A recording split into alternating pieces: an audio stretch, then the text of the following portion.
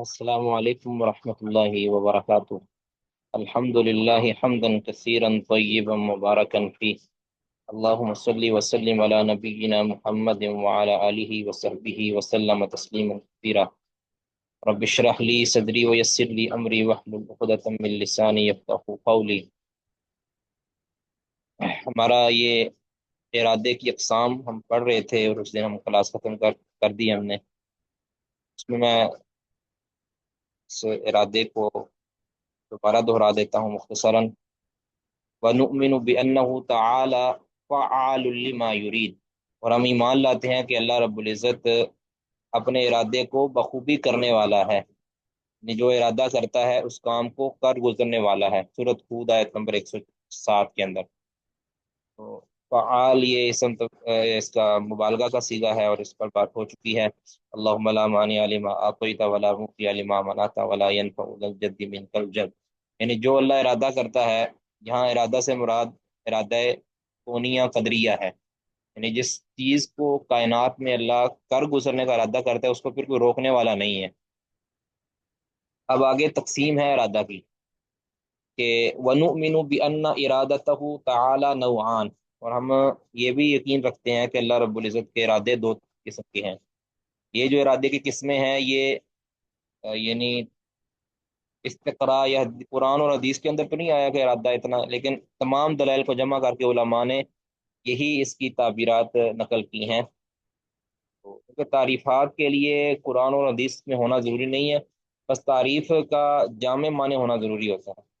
تو تمام دلائل کو جمع کرنے کے بعد اہل علم نے یہی بنایا، جس طرح توحید کی تین اقسام جو ہے اس کا ذکر قرآن اور سنت کے اندر نہیں ہے، لیکن تمام دلائل کو جمع کر کے اہل علم نے بنایا ہے۔ تو اس طرح ارادہ کی بھی دو قسمیں ہیں، پہلا ہے کونیتن، کونیہ، اور دوسرا ہے شرعیہ۔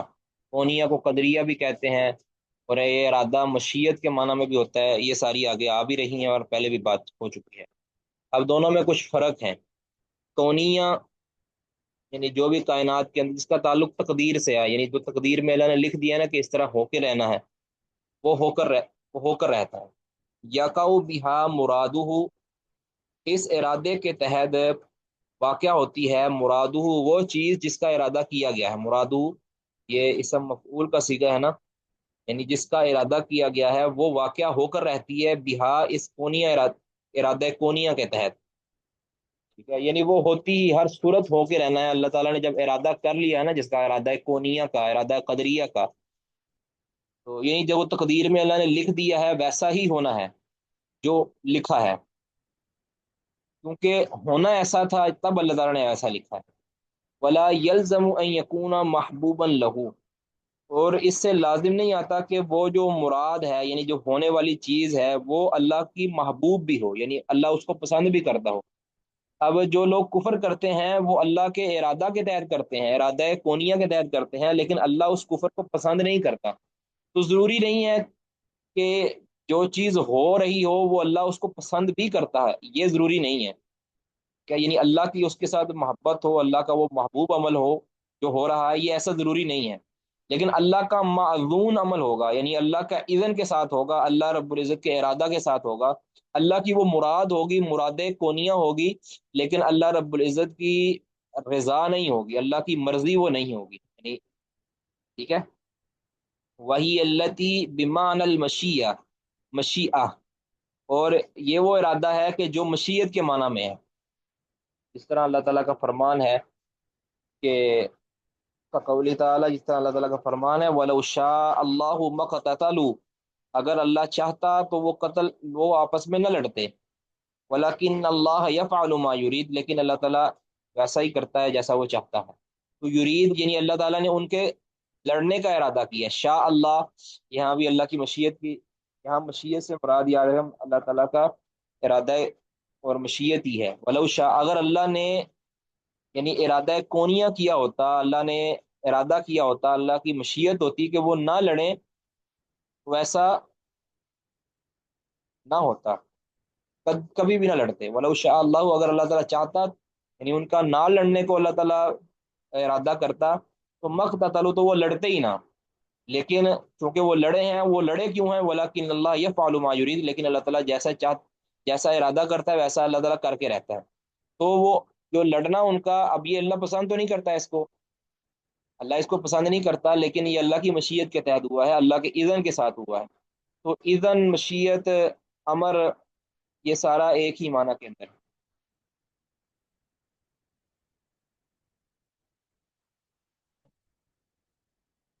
آگے ہے ان کان اللہ یرید، اگر اللہ چاہتا، یہ نہیں ادھر، یعنی ادھر نہیں ہے یہ آیت،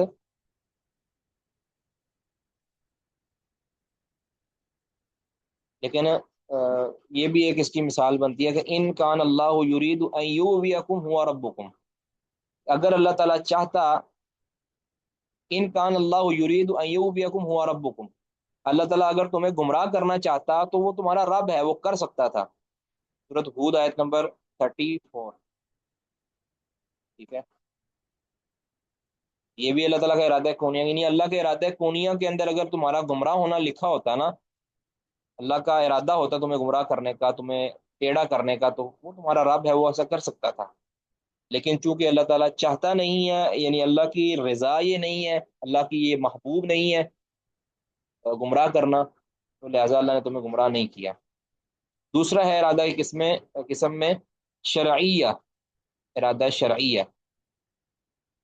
اب ارادہ کونیہ یعنی جس میں اللہ تعالیٰ نے کائنات کے ساتھ اس کا تعلق ہو نا، اور کلمہ کن کے ساتھ تعلق ہے کہ ایسا ہو جا تو وہ ہو کر رہتا ہے۔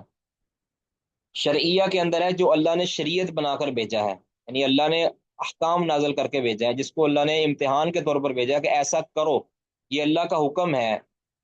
تو یہ جو شرعیہ ہوتا ہے یہ اللہ کا محبوب ہوتا ہے، اللہ کا پسندیدہ ہوتا ہے، اس پر عمل کرنا ہمارے لیے واجب ہوتا ہے، ضروری ہوتا ہے۔ اب لیکن جیسا اللہ نے کہا کہ شرعیہ ایسا شرعیہ ارادے کے اندر اس کا ویسا وقوع پذیر ہونا ضروری نہیں ہوتا، کیا؟ شرعیہ کے اندر وقوع پذیر ہونا، اللہ کی اس مراد کا پورا ہونا یہ ضروری نہیں ہوتا، کیونکہ یہ اللہ نے اس کا تعلق بندوں کے ساتھ رکھا ہے، ٹھیک ہے۔ لا یلزم بہا وقوع المرادی، کہ نہیں لازم ہوتا اس ارادہ شرعیہ کے تحت وقوع المرادی، اس چیز کا وقوع پذیر ہونا جس کا ارادہ کیا گیا ہے۔ ولا یکون المراد فیہا، اور نہیں ہوتی اس کے اندر مراد، یعنی جو اس کے اندر ارادہ کی گئی چیز ہے وہ نہیں ہوتی الا محبوبا لہو، مگر اللہ رب العزت کی محبوب، یعنی اللہ اس کو ہر صورت پسند کرتا ہے، تب جا کے اللہ نے اس کو ارادہ شرعیہ بنایا ہوتا ہے۔ تو شرعیہ اور کونیہ کے اندر فرق یہ ہے، ڈفرنس یہ ہے کہ ایک دو فرق اس میں بنیادی ہے۔ ایک تو ارادہ کونیہ کے اندر کہ ضروری نہیں ہے کہ اللہ اس کو پسند کرتا ہو، دوسرا فرق یہ ہے کہ اس کا وقوع پذیر ہونا ضروری ہوتا ہے، لازمی ہوتا ہے، اور ایسا نہیں ہو سکتا کہ اللہ نے ارادہ کونیہ کیا ہو اور وہ وقوع پذیر نہ ہو، ایسا نہیں ہو سکتا، کوئی اس کو مات نہیں دے سکا۔ اللہم لا مانع لما اعطیت ولا معطی لما منعت، یہ اس کے تحت آتی ہے۔ دوسرا شرعیہ کے اندر فرق یہ ہے اس کے بالکل اپوزٹ، کہ ایک تو اس سے اللہ رب العزت لازمی طور پر پسند کرتا ہے، لازمی طور پر اللہ تعالیٰ کا وہ محبوب ہوتا ہے، اور دوسرا فرق بالکل اس کے اپوزٹ، کہ اس سے وقوع پذیر ہونا لازم نہیں آتا، ادھر ہے لازم آتا ہے، ادھر ہے لازم نہیں آتا، کہ کبھی وہ وقوع پذیر ہوتا ہے، یعنی اللہ کے ارادہ شریعہ کے تحت کے موافق وقوع پذیر ہوتا ہے۔ مثلا اللہ تعالیٰ کہتا ہے کہ ساری یعنی امت محمدیہ نماز پڑھے، یہ اللہ چاہتا ہے، اللہ تعالیٰ کا ارادہ شرعیہ ہے، ٹھیک ہے۔ لیکن اللہ تعالیٰ کا ارادہ کونیہ قدریہ کیا ہے کہ ساری امت نماز نہیں پڑھے گی، ٹھیک ہے۔ اب اللہ رب العزت کا جو ارادہ شرعیہ ہے کہ جس میں اللہ نے کہا ہے کہ کچھ نماز پڑھیں گے کچھ نہیں پڑھیں گے، یہ اللہ کا ارادہ کونیہ ہے، تو اس کے اندر بالکل بھی کوئی خلاف ورزی نہیں کر سکتا، یعنی اللہ نے جن جن کو نامینیٹ کر کے لکھ دیا ہے نا اس کے خلاف نہیں ہو سکتا کہ یہ نمازی ہوں گے اور یہ بے نمازی ہوں گے۔ اور اس کے مقابلہ کے اندر جو ارادہ شرعیہ ہے اس میں اللہ تعالیٰ نے مطالبہ سب سے کیا ہے کہ سارے نماز پڑھو، جو نہیں پڑھے گا وہ اللہ کا مغضوب ہوگا، اللہ کے ہاں وہ ناپسندیدہ ہوگا۔ لیکن اب سارے نماز نہیں پڑھ رہے، حالانکہ اللہ کا ارادہ شرعیہ ہے، دوسری طرف ارادہ کونیہ ہے کہ سارے نہیں پڑھیں گے، تو کوئی ایسا ہو ہی نہیں سکتا کہ سارے پڑھنے لگ جائیں.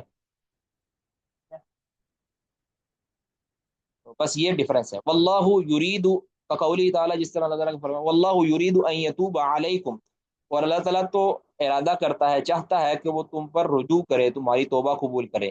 لیکن ایسا سب کے ساتھ نہیں ہوتا، اللہ تعالیٰ سب کی توبہ نہیں کرتا قبول. کیوں؟ کیونکہ سارے توبہ کرتے نہیں ہیں.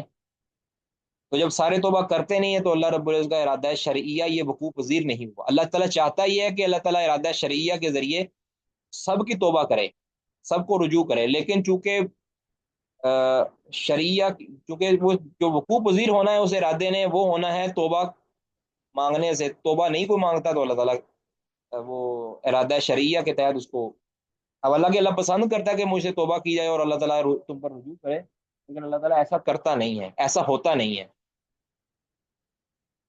سمجھ آ گئی؟ کسی کا کوئی سوال ہے اس میں تو کر سکتے ہیں. وَنُؤْمِنُ بِأَنَّ مُرَادَهُ الْكَوْنِيَّ وَالشَّرْعِيَّ تَابِعٌ لِحِكْمَتِهِ. یہ اہم مسئلہ کہ اب یہ سوال پیدا ہوتا ہے کہ اللہ تعالیٰ نے یہ ارادے ایسے رکھے کیوں ہیں؟ اللہ تعالیٰ سب کے لیے خیر کا ارادہ کر دیتا اور کسی کے لیے بھی شر کا ارادہ نہ کرتا، اور اللہ تعالیٰ سب کو ہی ایک لاٹھی سے آنکھ دیتا. تو یہ کہتے ہیں کہ وَنُؤْمِنُ بِأَنَّ مُرَادَهُ الْكَوْنِيَّ وَالشَّرْعِيَّ تَابِعٌ لِحِكْمَتِهِ، کہ ہم ایمان لاتے ہیں کہ اللہ کی مراد کونی ہو یا مراد شرعی ہو، ارادہ کونیہ ہو ارادہ شریعہ ہو، یہ وقوع پذیر ہوتی ہے کہ تابع لحکمتی، یہ اللہ کی حکمت کے تحت ہے. یعنی ارادہ کونیہ میں اللہ نے کسی کے کفر کو کا ارادہ کیا ہے تو وہ بھی ایک حکمت کے تحت ہے، اور ارادہ شریعہ میں اللہ تعالیٰ نے جو شریعت بنائی ہے، کفر کو ناپسند کیا ہے اور ایمان کو پسند کیا ہے، یہ بھی اللہ کی حکمت کے تحت. اب ہر ایک کی حکمت الگ الگ ہے. ٹھیک ہے؟ تو ارادہ کونیہ ہو یا ارادہ شریعہ ہو، اس میں اللہ رب العزت کی حکمت پنہا ہے. اللہ تعالیٰ جو بھی کرتا ہے وہ ایک حکمت کے تحت کرتا ہے. اس طرح قرآن پاک میں ہے نا، وما تشاءون الا ان یشاء اللہ ان اللہ کان علیما حکیما، کہ جو تم چاہتے ہو، نہیں تم چاہتے کچھ بھی، یعنی جو تم کرنا چاہتے ہو وہ ضروری نہیں ہے کہ ویسا ہو، ہاں وہ ہوگا الا ان شاء اللہ، مگر اللہ چاہے. یعنی اللہ چاہے تو تمہاری چاہت کارگر ثابت ہو سکتی ہے، اللہ کا ارادہ نہ ہو، اللہ کی چاہت نہ ہو تو تمہاری چاہت بھی کارگر ثابت نہیں ہو سکتی. تمہیں تمہاری منشا نہیں مل سکتی جب تک کہ اللہ رب العزت کی مشیت نہ ہو. یہ سورت الانسان یعنی سورت دہر آیت نمبر 30 ہے. اللہ عیشا ان اللہ کانا علیما حکیمہ، اللہ رب نے کیا کہا ہے؟ ان اللہ کانا علیما حکیمہ، بے شک اللہ تعالیٰ خوب علم والا ہے اور خوب حکمت والا ہے. یعنی اللہ تعالیٰ نے اپنے اس ارادے کے بعد، اس مشیت کے بعد حکمت کی طرف اشارہ کیا کہ اللہ تعالیٰ کی جو حکمت مشیت ہے یہ حکمت کے تحت ہے. ٹھیک ہے؟ تو لہذا اللہ تعالیٰ نے جو بھی ارادہ کیا ہے، چاہے وہ کونیہ ہو یا قدریہ ہو، وہ ایک حکمت کے تحت ہے. اس کی حکمت ہماری سمجھ میں آئے یا نہ آئے، جس طرح کہ آگے فرمایا فَكُلُّ مَا قَضَاهُ كَوْنًا أَوْ تَعَبَّدَ بِهِ خَلْقَهُ شَرْعًا، تو ہر وہ چیز جس کو اللہ رب العزت نے فیصلہ کیا ہے کونن، کونی طور پر، یعنی جس کو اللہ نے کونی بنایا ہے، او تعبد به خلقه شرعا، یا شرعا شرعی طور پر اس کو بطور عبادت قرار دیا ہے، اپنے مخلوق کو اس عبادت کا مکلف ٹھہرایا ہے شریعت کی طور پر. ٹھیک ہے؟ یعنی اس کا کون قضائے کونی ہو یا قضائے قدری ہو، سوری قضائے کونی ہو یا ارادہ شرعیہ ہو، یعنی کسی شریعت کا مکلف نے بندے کو ٹھہرایا ہو، یا کسی فیصلے کو اللہ تعالیٰ نے ثابت کیا ہو، فیصلہ کیا ہو. فَإِنَّهُ لِحِكْمَةٍ، تو وہ ایک حکمت کے لیے ہے، حکمت کی وجہ سے ہے، حکمت کے لیے ہے. اب تھوڑا سا اس کو فرق کو سمجھیں.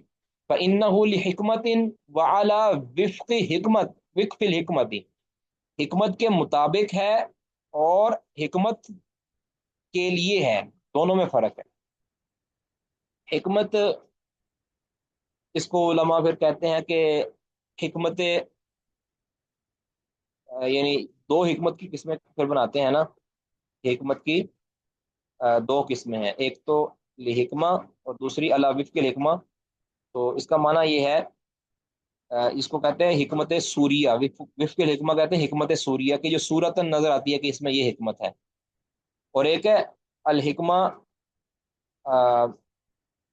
लिल गाया, यानी अल हिकमतुल गाइया, यानी अंजाम के एतबार से, इख्तिताम के एतबार से वो हिकमत है। मिसाल के तौर पर अल्लाह ताला ने अ, 5 नमाजें फ़र्ज की हैं। अब ये 5 नमाजें फ़र्ज की हैं, अब पांच को ही फर्ज फर्ज क्यों किया है, 6 क्यों नहीं की? तो ये भी एक हिकमत के मुवाफिक है, वो अला विफ्किल हिकमा, अला वफ्किल हिकमा, हिकमत के मुताबिक है। अब वो हिकमत हमें समझ आती है या नहीं आती, ये अलग बात है। लेकिन ये 5 की जो तादाद अल्लाह ने बनाई है ना, तो ये एक हिकमत के मुताबिक है। ठीक है। इसी तरह अल्लाह ताला ने या वो ज़कात का नसाब है, सोने के अंदर ज़कात का नसाब ये है, चांदी के अंदर ये है, इस तरह उशर के अंदर ये है, यानी उसमें अजनास के अंदर उशर है या निस्फुल उशर है। ये जो अल्लाह ने बनाया है ना, इसको वफ़कुल हिकमा, वफ़किल हिकमा कहते हैं, अला वफ़किल हिकमा, हिकमत के मुताबिक ये अल्लाह ताला ने सारा कुछ हमने हमें हमारे लिए मशरू किया है। ठीक है। दूसरा है लिहिकमा, जिसको अल हिकमतुल अल हिकमतुल गाइया कहते हैं, कि अंजाम के एतबार से, गायत के एतबार से, इख्तिताम के एतबार से ये, और फायदे और समरा के एतबार से वो क्या है, पुर हिकमत मामला है। यानी अल्लाह ने 5 नमाजें फ़र्ज की हैं, किस लिए? सवाब देने के लिए, जन्नत देने के लिए। अल्लाह ताला ने ज़कात फ़र्ज की है, उसमें माल को पाक करने के लिए, और माल के पाक होने के नतीजा में अल्लाह की रहमत होगी, और अल्लाह की तरफ से रहमत बरकत नाजिल होगी, और जहन्नम से छुटकारा मिलेगा, उसका सवाब मिलेगा। ये हिकमत, हिकमत गायत के एतबार से है। तो इसलिए इब्ने उसैमीन रहमतुल्लाह ने कहा है कि फ़इन्नहु लिहिकमतिन व अला वफ़्क़िल हिकमति, कि ये हिकमत के तहत है और हिकमत के मुताबिक है। ठीक है। जो उसकी सूरत नजर आ रही है वो भी हिकमत के मुताबिक है, और जो उसका अंजाम है वो भी हिकमत के मुताबिक। ठीक है। यानी गोया 5 नमाजें ही क्यों फर्ज की हैं, ये भी इसमें भी हिकमत है, और 5 नमाजों को फर्ज करने का, यानी नमाजों को फर्ज करने का मकसद क्या है, ये भी एक हिकमत के तहत है। 5 नमाजों को फर्ज करने का मकसद है सवाब देना, जन्नत देना, और जो भी बाकी अल्लाह ने हिकमतें रखी हुई हैं वो हमें बताई हैं तब, नहीं बताई तब। अब इस तरह मिसाल के तौर रोजों के बारे में है ना, लाल्लकुम तत्तकून, अल्लाह ने उसकी हिकमत क्या बयान फरमाई कि तुम्हारे लिए हमने रोजे फर्ज किए हैं, कुतिबा अलैकुमुस सियाम कमा कुतिबा अलल लज़ीना मिन क़ब्लिकुम लअल्लकुम तत्तकून। अल्लाह ने उसकी हिकमत बयान कर दी है कि ये, इसका नतीजा क्या निकलेगा, तुम्हें तकवा अल्लाह ताला देना चाहता है, मुत्तकी बनाना चाहता है। ये है अंजाम के एतबार से, कि तुम मुत्तकी बन जाओगे, और मुत्तकी बनने के बाद फिर नतीजा होगा कि तुम्हें बख्श दिया जाएगा और तुम्हें ये सवाब मिलेगा। और उसमें फिर हदीसें भी आप देख सकते हैं कि आपने फरमाया कि सौमुली वाना अजली भी, अल्लाह ताला ने फरमाया है कि मैं इसकी जजा दूंगा, ये उसका बदला है, उसका गाया है। अब अल्लाह ने रोज़े रमज़ान के महीने में ही क्यों फ़र्ज किए हैं, और 30 रोज़े ही क्यों फ़र्ज किए हैं, 29 या 30 ही क्यों फ़र्ज किए हैं, और पूरे साल में फ़र्ज क्यों नहीं किए, या हर साल में कुछ महीने फ़र्ज क्यों नहीं? ये सारा कुछ एक हिकमत के तहत है। इसको कहते हैं अला वफ़्क़िल हिकमा, और दूसरे को कहते हैं ली हिकमा। समझ आ गई जी इसकी?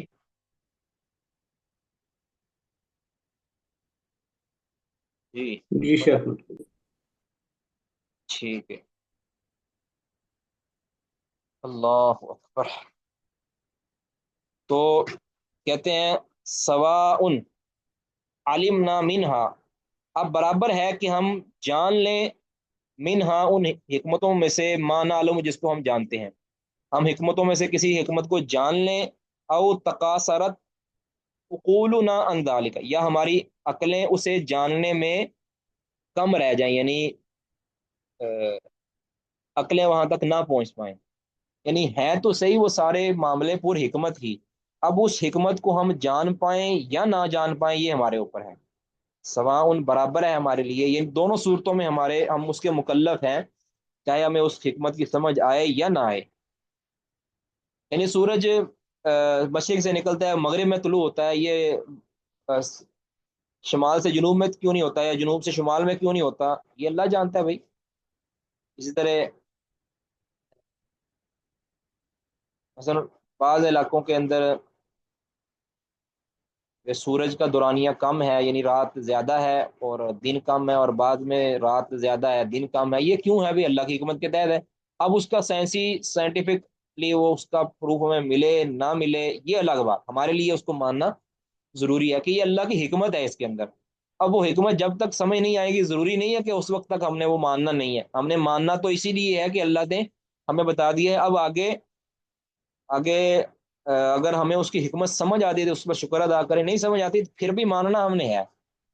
تو شرعیہ خاص طور پہ شریعت، تو یہی فرق ہے اہل سنہ کے درمیان اور اہل رائے کے درمیان، کہ وہ رائے کے اوپر تول کر مانتے ہیں، ہم وہی کے اوپر تول کر مانتے ہیں۔ ہم کہتے ہیں اسی لیے انہوں نے صفات کے اندر تعویل کی ہے، کیونکہ ان کی عقلوں پر وہ فٹ نہیں بیٹھتی تھی وہ آیات، وہ صفات، انہوں نے اپنی عقل پر پورا اتروانے کے لیے ان صفات کی، ان آیات کی تعویل کی ہے۔ اس طرح کئی ایک احکام ہے کہ جن کو جو ان کی عقلوں پر فٹ نہیں بیٹھتے تھے، اور یقیناً نہیں بیٹھتے، یعنی اول الوہلہ ان کی عقلوں پر فٹ نہیں بیٹھتے، یا ان کے جو باطل اصول ہیں ان کے اوپر فٹ نہیں بیٹھتے، تو انہوں نے پھر اس کی تعویل کی ہے، یا اس کا انکار کیا ہے، یا اس کو پھر منسوخ قرار دیا ہے، یا جو بھی انہوں نے اپنے اس کے قواعد وضع کیے۔ تو اگر وہ اپنے آپ کو اس پر ٹٹا لیتے اور اپنے آپ کو اس پر کھڑا کر لیتے کہ ہمارے لیے ماننا وہی کا اتباع ہے، وہی کا اتباع ہم نے کرنا ہے، اس اتباع کے اندر ہمیں اس وحی کے اندر مدعا کی سمجھ آ جاتی ہے، یعنی اس وحی کے اندر جو یعنی مشروع کیا گئے معاملے کی حکمت سمجھ آ جاتی ہے، تو اللہ کا شکر ادا کریں۔ نہیں سمجھ آتی، یا اللہ نے بتائی نہیں، یا اللہ نے ہم سے چھپا لی ہے، تو یہ ایک خاص حکمت کے تحت ہے جس کو تک ہم نہیں پہنچ سکتے۔ ولا تقف ما لیس لک به علم، جس کا تمہیں علم نہیں دیا گیا اس کا پیچھا تکلفاً اس کا پیچھا کرنا یہ جائز نہیں ہے، ٹھیک ہے؟ ورنہ انسان ٹھوک کر کھاتا ہے۔ جو لوگ ہر معاملے کے اندر حکمتیں تلاش کرتے ہیں، ایک وقت آتا ہے کہ وہ الحاد کا رستہ کھول دیتے ہیں۔ پھر جب کسی معاملے میں وہ تھک جاتے ہیں نا، ان کی عقلیں رک جاتی ہیں، پھر وہ کہتے ہیں کہ نہیں یہ اس کے اندر یہ نہیں ہے، یہ ہے، ٹھیک ہے؟ پھر وہ سوالیہ نشان چھوڑ دیتے ہیں، یا کم از کم اگر وہ اوپر اوپر سے مان بھی لیں تو جب تک ان کو حکمت سمجھ نہیں آئے گی، ان کے دل میں تسلی نہیں ہوگی، ان کو انشراح صدر نہیں ہوگی۔ تو یہ ایک علم کا بگاڑ ہے، ایک عقل کا بگاڑ ہے، کہ عقل کو وہ درجہ دے دیا جائے کہ جو کہ وہی کا درجہ ہے۔ وہی کا درجہ ہے کہ اس کو قبول کیا جائے، عقل کا درجہ ہے کہ اس کو وہی کی کو قبول کرنے کے بعد اس کی سمجھ میں استعمال کیا جائے، ٹھیک ہے؟ عقل کا تقاضا یہ ہے کہ جس نے اس عقل کو خلق کیا ہے اس کی بات کو تسلیم کیا جائے، آنکھیں بند کر کے تسلیم کیا گیا۔ اس کے اندر اگر آنکھوں میں کچھ چیز دکھائی دے دے تو الگ بات ہے، نہیں دکھائی دیتی کوئی مسئلہ نہیں ہے۔ بہرحال ہر چیز پر حکمت ہے، ہر معاملہ اللہ کا پر حکمت ہے۔ اگر کافر کفر کر رہا ہے اس میں بھی حکمت ہے، یہ یاد رکھیں۔ اگر فاسق فسق کر رہا ہے اس میں بھی حکمت ہے، چور اگر چوری کر رہا ہے اس میں بھی حکمت ہے۔ اب وہ حکمت یا وہ چوری اس کی، وہ اللہ کی پسندیدہ یا محبوب نہیں، اللہ پکڑ کرے گا اس کی، لیکن ایسا کیوں ہو رہا ہے؟ یہ اللہ کی حکمت بالغہ ہے۔ اللہ رب العزت نے ہم سے یہ چیز چھپائی ہے، تو کیونکہ اللہ احکم ہے، احکم الحاکمین ہے، ٹھیک ہے؟ تو یہ بھی دیکھو نا، بعض نے یہ کہا ہے نا کہ ایسی صفات، یہ شاید پہلے ہم نے یہ بات کر لی ہے ایک بار، کہ اللہ تعالیٰ کی ایسی صفات ہے کہ جس میں اللہ کے انتقام کا ذکر ہے، اللہ کے غضب کا ذکر ہے، تو وہ کن کے لیے ہوگا؟ اگر سارے ہی اچھے بن جائیں گے تو پھر وہ کن کے لیے ہوگا؟ یہ اللہ غصہ کس پر کرے گا؟ اللہ جہنم میں کس کو ڈالے گا؟ ٹھیک ہے؟ اللہ کا غضب کا شکار کون ہوگا؟ اللہ کی سخت کا شکار کون ہوگا؟ تو یہ سارا اللہ کی حکمت کے تحت ہے، اور اس میں ہمیں اپنی عقل کے گھوڑے نہیں دوڑانے چاہیے، اس گھوڑے کو باندھ دینا چاہیے وحی کے اتباع کے اندر۔ بہرحال اللہ رب العزت کا فرمان ہے، علیہ اللہ بحکم الحاکمین، علیہ اللہ، کیا نہیں ہے اللہ تعالیٰ احکم بحکم، علیہ اللہ بحکم الحاکمین، سوری، علیہ اللہ بحکم الحاکمین، کیا نہیں ہے اللہ تعالیٰ تمام فیصلہ کرنے والوں سے، تمام پر حکمت لوگوں میں سب سے زیادہ حکمت والا، ٹھیک ہے؟ کیا حاکمین میں سے سب سے بڑا حاکم اللہ نہیں ہے، احکم اللہ نہیں ہے؟ ٹھیک ہے؟ تو یہاں یعنی یہ استفہام انکاری اس کو کہتے ہیں کہ یقیناً نہیں ہے، اللہ تعالیٰ کے علاوہ، یا علیہ صلی اللہ یقیناً ہے، بلا اللہ تعالیٰ احکم الحاکمین ہے، تو اس کے جواب کے اندر بعض علماء کہتے ہیں کہ بلا کہنا چاہیے، ٹھیک ہے؟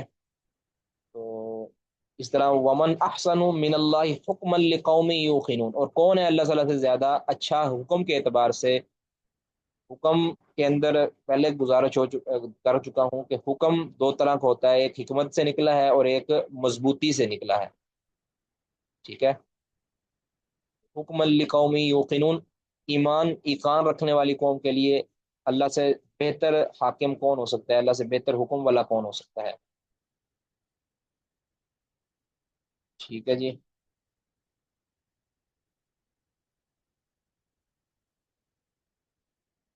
سمجھ آ گئی جی؟ یہاں تک کسی کا کوئی سوال ہے؟ تو یہ معاملہ ہمارا کلیئر ہو جانا چاہیے کہ سارے لوگوں کو، بہت سے لوگ جو اس معاملے کو نہیں سمجھ پائے، اللہ کے ارادہ کونیہ قدریہ کو نہیں سمجھ پائے اور اللہ کے ارادہ شریعہ کو نہیں سمجھ پائے، وہ ملحد ہو گئے ہیں، زندیق ہو گئے ہیں، اللہ کے منکر ہو گئے ہیں۔ بھئی اللہ رب العزت نے سب کو مومن کیوں نہیں بنایا؟ اللہ نے، اگر اللہ ہے، نعوذ باللہ اس طرح کی بات بھی کر دیتے ہیں کہ یہ ہمارے ادھر جہاں پہ میں نماز پڑھاتا تھا نا، جہاں جمعہ پڑھاتا ہوں، وہاں پہ ایک بزرگ تھے، بڑے نیک ہیں، ان کا بیٹا اسی طرح گمراہ ہو گیا ہے، وہ کہتا ہے بھی وہ کافر ہو گیا ہے، زندیق ہو گیا ہے، کہ وہ کہتا ہے جی اللہ تعالیٰ اگر ہے اللہ، پھر اللہ سب کو نماز پہ کیوں نہیں لگا دیتا؟ تو ان کو، عقل کے اندھوں کو یہ سمجھ نہیں ہے، یہ اللہ تعالیٰ کی کمزوری نہیں ہے کہ سارے لوگ نماز نہیں پڑھتے، یہ اللہ کی کمزوری کے تحت نہیں ہے، یہ اللہ کی حکمت کے تحت ہے، اللہ کا ارادہ شرعی کونیہ کے تحت ہو رہا ہے یہ سارا کچھ، ٹھیک ہے؟ یہ اللہ، یہ تو ہے کہ اللہ نے ایسا چاہا ہے، اللہ نے ایسا ارادہ کیا ہے، اگر کوئی بندے کا پتر ایسا ہے کہ سارے کے ساروں کو نمازی بنا کے دکھائے، یہ اللہ کا فیصلہ ہے، ہر دور کے اندر، ہر دور کے اندر اللہ تعالیٰ کا یہ نظام رہا ہے، تو یہ اللہ نے جس طرح خبر رکھی ہوئی ہے نا، اسی طرح ہو کر رہے گا، کیا بہرحال غیب پر ایمان لانا بھی کچھ چیز ہوتی ہے نا؟ تو غیب تو ہے نا، اللہ تعالیٰ کو ہم نے نہیں دیکھا تو ہم غیب پر ایمان، ایک اللہ تعالیٰ کے کئی فیصلوں کو ہم نہیں دیکھا، کئی فیصلوں کو ہم نے نہیں دیکھا، اس پر ایمان لانا بھی ہمارے لیے ضروری ہے۔ بھئی کیسے اللہ تعالیٰ نے یہ ارادہ کر لیا؟ بھی کیسے، یہی تو اللہ نے نہیں بتایا نا، اسی کو تو ایمان بالغیب کہتے ہیں۔ ہاں یہ تم ڈسکشن تم کر سکتے ہو کہ بھی اللہ ہے یا نہیں ہے، اب اللہ ہے، ایک پاور کو تم مانتے ہو، اللہ کو اس کے بعد پھر یہ اللہ کے فیصلوں پر اعتراض کرنا، یہ تو کسی سمجھ کی بات نہیں ہے۔ یہ اللہ جس اللہ نے تمہیں یہ چھوٹی موٹا عقل دی ہے نا، اس اللہ نے تمہیں کہہ دیا ہے کہ تم ہر چیز کو نہیں سمجھ سکتے۔ یہ جب نبی صلی اللہ علیہ وسلم سے پوچھا گیا تھا نا کہ روح کیا ہے، یہ روح کیا ہے، نبی صلی اللہ علیہ وسلم سے پوچھا گیا تو آپ نے کیا جواب دیا تھا؟ کہ من امر ربی، کہ یہ روح ہے جو ہے نا، یہ میرے رب کا امر ہے، وما اوتیتم من العلم الا قلیلا، اور تمہیں تو بہت تھوڑا علم دیا گیا۔ مطلب کیا تھا اس کا؟ کہ تم یہ جو پوچھ رہے ہو نا، تمہیں اس کی سمجھ آ ہی نہیں سکتی، کیونکہ بہت سی چیزیں ہیں جس کا تمہیں پہلے علم نہیں ہے۔ لا یسأل عما یفعل وهم یسالون، اللہ تعالیٰ سے اپنے اللہ کے کسی فعل کے بارے میں نہیں پوچھا جا سکتا، تمہیں کون سے پوچھا جائے گا، ہے نا؟ تو اس کا، سوری میں یہ بات کر رہا تھا کہ نبی صلی اللہ علیہ وسلم نے یہ جو فرمایا ہے نا کہ کل روح من امر ربی، اللہ تعالیٰ نے کہا کہ آپ کہو کہ کہہ دیجئے کہ روح میرے رب کا امر ہے، تو مطلب اس کا کیا ہے کہ وما اوتیتم من العلم الا قلیلا، کہ بہت سے اور بھی کام ایسے ہیں کہ جن کا تمہیں علم نہیں دیا گیا، تو پھر کیا روح کا علم نہیں دیا گیا تو پھر کیا ہو گیا؟ یہ کیا تمہیں ہر چیز کا علم دے دیا گیا ہے کہ جو تم پوچھ رہے ہو؟ وما اوتیتم من العلم الا قلیلا، تمہیں بہت تھوڑا علم دیا گیا۔ بہرحال عافیت مسلمانوں کے لیے اسی میں ہے کہ وہ اللہ کے احکام کے سامنے سرنگو ہو جائے۔ جی، آگے کون پڑھیں گے جی؟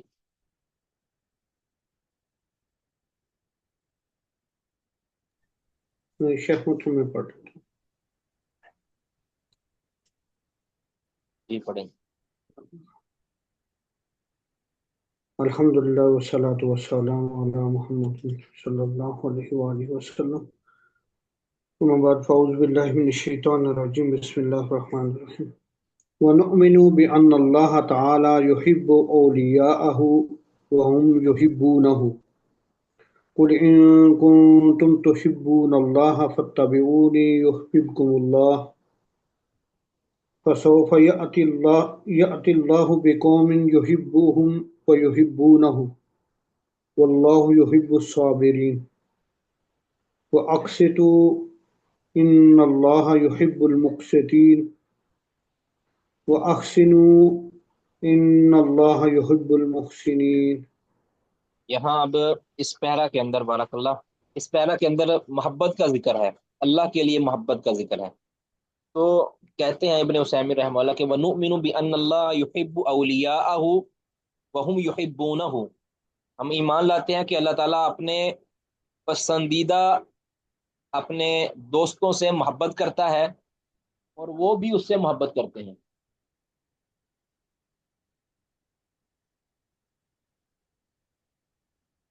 وَهُمْ يُحِبُّونَهُ، اور وہ بھی اس سے محبت کرتے ہیں. اب آگے دلائل دیے ہیں، اس پر بات بعد میں کرتے ہیں.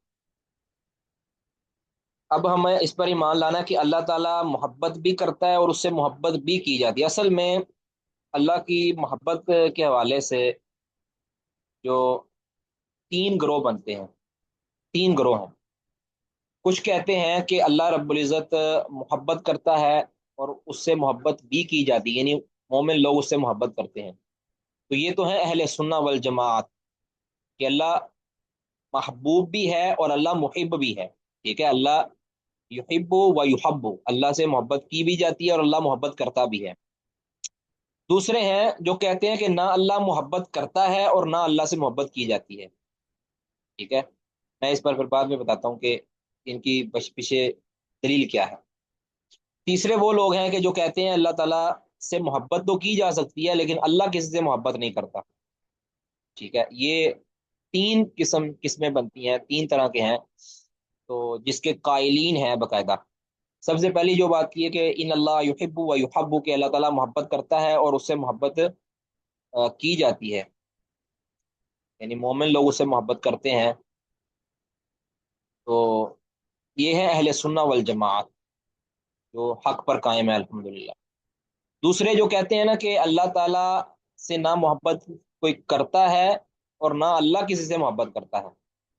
ٹھیک ہے، نہ اللہ سے کوئی محبت کرتا ہے اور نہ اللہ کسی سے محبت کرتا ہے، یعنی نہ اللہ کسی کا محبوب ہے نہ اللہ کسی کا محب ہے. تو وہ اس لیے کہتے ہیں بھی یہ جو ان کا یہ شبہ یہ ہے کہ محبت ہوتی ہے دو یعنی مماثلین کے درمیان، دو آ، ایک جیسوں کے درمیان، یعنی مرد عورت، عورت عورت، مرد مرد، اس طرح، یعنی جو ایک جیسا ہو، ایک طرح کا ہو، اس کے ساتھ محبت ہوتی ہے. لہذا خالق اور مخلوق کے درمیان تو محبت ہو ہی نہیں سکتی. ٹھیک ہے، تو پھر اسی طرح کئی کہتے ہیں جی انسان اور جانور کے درمیان محبت نہیں ہو سکتی. تو یہ بات تو بالکل ہی غلط ہے، بالکل ہی غلط ہے. حالانکہ انسان اور اس کے اپنے جانور کے درمیان محبت ہوتی ہے. تو یہ ان کا محض شبہ ہے جو بہت ہی باطل ہے، اور جس وجہ سے انہوں نے یہ عقیدہ بنا لیا ہے کہ اللہ نہ محبت کرتا ہے اور نہ اللہ سے محبت کی جا سکتی، کیونکہ اس کے درمیان مماثلت لازم آتی ہے دو. تو لہٰذا یہ یعنی بات یہ ہے کہ یہ معطلین جو ہے نا اس طرح کے، یہ اصل میں مشبہین ہوتے ہیں. وہ تشبیہ دے دیتے ہیں کہ شاید اللہ اور خالق کی اور ان کے درمیان مشابہت لازم آتی ہے، لہٰذا یہ نہ اللہ محبت کرتا ہے نہ اللہ سے محبت کی جا سکتی ہے. تو یہ تو یعنی باطل بات ہے نا. اس کی وجہ کہ سب سے پہلے تو واضح نصوص آ گئی ہیں اللہ رب العزت کے محبت کرنے پر، اللہ رب العزت کے محبت، اللہ سے محبت کیے جانے پر، اس پر نصوص آئی ہیں واضح طور پر، جس طرح ہم آگے ذکر بھی کریں گے. تو اس اعتبار سے یہ جو موقف ہے یہ بالکل باطل ہے. دوسرا یہ کہنا کہ دو ہم جنس کے درمیان ہی محبت ہو سکتی ہے، ایک جیسی چیزوں کے درمیان ہی محبت ہوتی ہے، یہ بھی بالکل غلط بات ہے. بھلا دیکھیں نا، ایک جو کسان ہوتا ہے، مویشی چلانے والا بندہ ہوتا ہے، ایک ریوڑ چلانے والا ہوتا ہے، اس کو اپنی جانور کے ساتھ کس قدر محبت ہوتی ہے. بلکہ یہ تو صرف جانور اور جاندار ہے نا، ہمیں اپنی سواری اور اپنی گاڑی سے، اپنے جوتے سے، اپنے لیپ ٹاپ سے، اپنے موبائل سے کس قدر محبت ہوتی ہے، ہمیں پسند ہوتا ہے، ٹھیک ہے، ہم اس کو پسند کر کے ہی خریدتے ہیں، محبت ہوتی ہے، ہمیں اس سے لگاؤ ہوتا ہے، ٹھیک ہے۔ کئی لوگ تو ان کو اپنے جناب واٹس ایپ سے ہی محبت ہوتی ہے، اپنے گولڈن نمبر سے محبت ہوتی ہے، تو یہ محبت کے لیے کوئی قاعدہ کلیہ نہیں ہے کہ وہ ہم جنس کے ساتھ ہی ہو محبت، کہ اپنے جیسے کے ساتھ ہی محبت ہو، کہ لڑکی لڑکے کی، اور یا لڑکی لڑکی کی، یا لڑکے اور لڑکے کی ہی محبت ہو، بندے اور بندی کی محبت ہو، یعنی جانور اور انسان کی محبت نہیں ہو سکتی، ایسا تو نہیں ہے، یہ تو یعنی کہہ لیں کہ معاشرتی اصول کے خلاف ہے، ٹھیک ہے۔ اس طرح بلکہ بعض لوگوں نے اپنے خاص قلم رکھے ہوتے ہیں، کہتے ہیں یہ میں فلاں کمپنی کا ہی قلم استعمال کرتا ہوں، یعنی اس کے ہاتھ پہ اس سے اچھی لکھائی آتی ہے، تو وہ کہتے ہیں میں تو فلاں مطلب پیانو کمپنی کا ہی میں استعمال کرتا ہوں، یا میں فلاں کوئی کچھ لوگ ہوتے ہیں پین استعمال کرتے ہیں، وہ کہتے ہیں میں تو یہ موٹی نب والا یا بریک نب والا ہی پین استعمال کرتا ہوں۔ کچھ لوگ ہوتے ہیں وہ کہتے ہیں میں صرف سرخ پینسل ہی استعمال کرتا ہوں، یا ریڈ پینسل، اس میں بلیک پینسل ہی استعمال کرتا ہوں۔ کچھ لوگ ہوتے ہیں کہ جو بال پین کو پسند کرتے ہیں، کچھ پین کو استعمال پسند کرتے ہیں جو سیاہی والا ہوتا ہے، انک والا۔ تو یہ یعنی محبت کے لیے ہم جنس ہونا یا ہم نظیر ہونا یہ کوئی ضروری نہیں ہے، تو اس اعتبار سے تو یہ تو عقلی طور پر ہی غلط بات ہے کہ خالق کی مخلوق کے ساتھ محبت ہو سکتی ہے، بلکہ انسان تو یعنی بے جان چیزوں سے بھی محبت کرتا ہے، جس طرح میں نے پہلے عرض کر دیا۔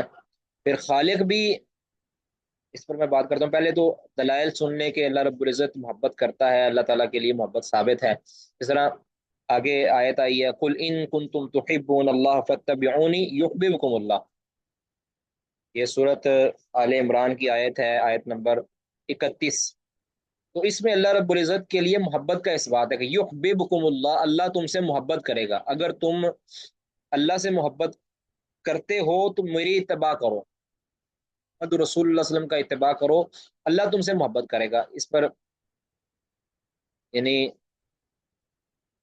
یعنی تم جو دعویٰ، اصل میں یہ کسی کچھ ایسے لوگوں کے بارے میں نازل ہوئی تھی جو دعویٰ کرتے تھے لیکن نبی صلی اللہ علیہ وسلم کی اتباع نہیں کرتے تھے، منافقین وغیرہ کے بارے میں نازل ہوئی ہوگی، تو وہ کہتے تھے کہ ہم تو اللہ سے بڑی محبت کرتے ہیں، اللہ سے محبت کرنے والے ہیں، تو اللہ تعالیٰ نے علامت بنا دیا کہ جس کو محبت کا دعویٰ ہے نا، اس کے لیے ایک ٹیسٹ اللہ تعالیٰ نے نازل کر دیا کہ وہ نبی کا متبع ہوگا، نبی کا اتباع کرے گا، یعنی نبی کی بات اور آپ کی شریعت کا وہ فالوور ہوگا، تو نبی کی شریعت کو نہیں مانتا وہ اللہ سے محبت کا دعویٰ کر ہی نہیں سکتا، وہ اپنے دعویٰ کے اندر جھوٹا ہے۔ ہاں اگر وہ اللہ کی محبت کا، اللہ کے رسول کے ساتھ سچی محبت کرتا ہے، اس کے دین کے ساتھ اتباع، سچا اتباع کرتا ہے، تو اسے یعنی اس تکلف میں پڑھنے کی ضرورت ہی نہیں ہے کہ وہ اس سے محبت کرتا ہے، اللہ سے محبت کرتا ہے کہ نہیں کرتا، اللہ خود اس سے محبت کرتا ہے پھر، یعنی وہ چھوٹے درجے میں نہیں، اللہ پر اس کو اگلے درجے میں لے کر جاتا ہے کہ اللہ خود اس سے محبت کرتا ہے،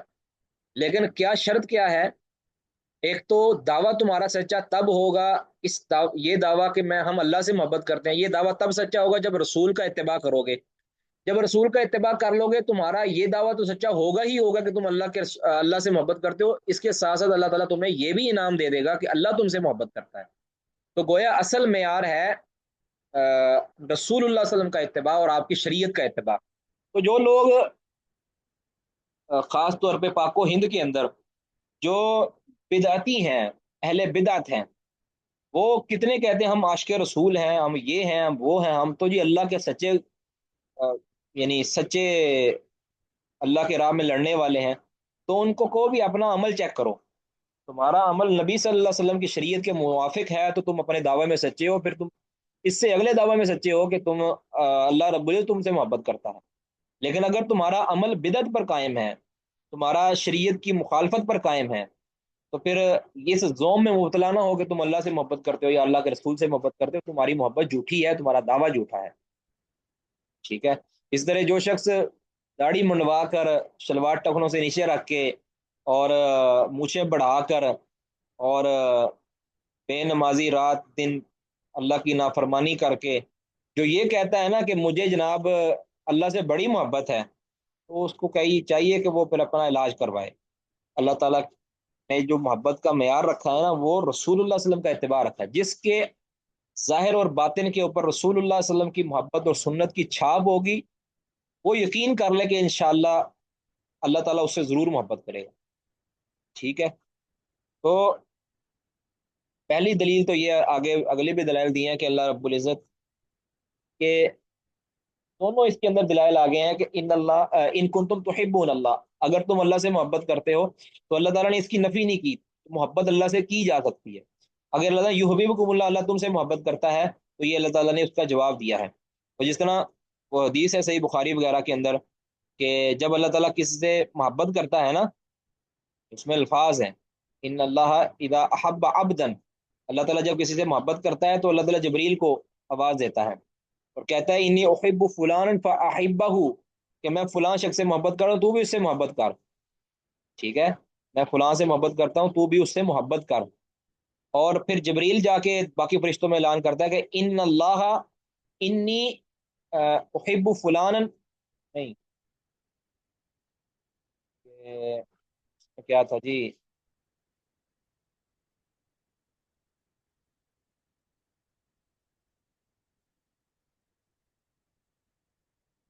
پتہ نہیں، ان اللہ احبہ و احببتہ، اس طرح کے لفظ ہیں، فلانا ان اللہ احب فلانا و احببتہ فاحبوہ، تم بھی اس سے محبت کرو، میں بھی محبت کرتا ہوں، اللہ بھی محبت کرتا ہے، تم بھی اس سے محبت کرو۔ تو پھر فرشتے بھی اس سے محبت کرتے ہیں۔ ثم یوضع القبول فی الارض فیحب اہل السماء، سارے آسمان والے اس سے محبت کرتے ہیں۔ ثم یوضع القبول فی الارض، پھر اس کو زمین میں اس کی قبولیت کو عام کر دیا جاتا ہے، پھر زمین والے بھی اس سے محبت کرنے لگ جاتے ہیں۔ تو یہ بھی دلیل ہے کہ اللہ تعالیٰ محبت کرتا ہے۔ اچھا سوری، وہ جو تیسری قوم تھی نا رہ گئی ہے، وہ جو کہتے ہیں کہ اللہ تعالیٰ محبت نہیں کرتا، آپ نے بھی نہیں بتایا، دیکھ لیں۔ وہ تیسری قوم جو ہے نا، دو قوموں کا تو ذکر ہو گیا نا، پہلی تو تھی اہل سنہ والجماعہ جو کہتے تھے کہ اللہ تعالیٰ محبت اللہ کرتا بھی ہے اور اللہ سے محبت کی بھی جاتی ہے، یعنی اللہ محبوب بھی ہے اور اللہ محب بھی ہے۔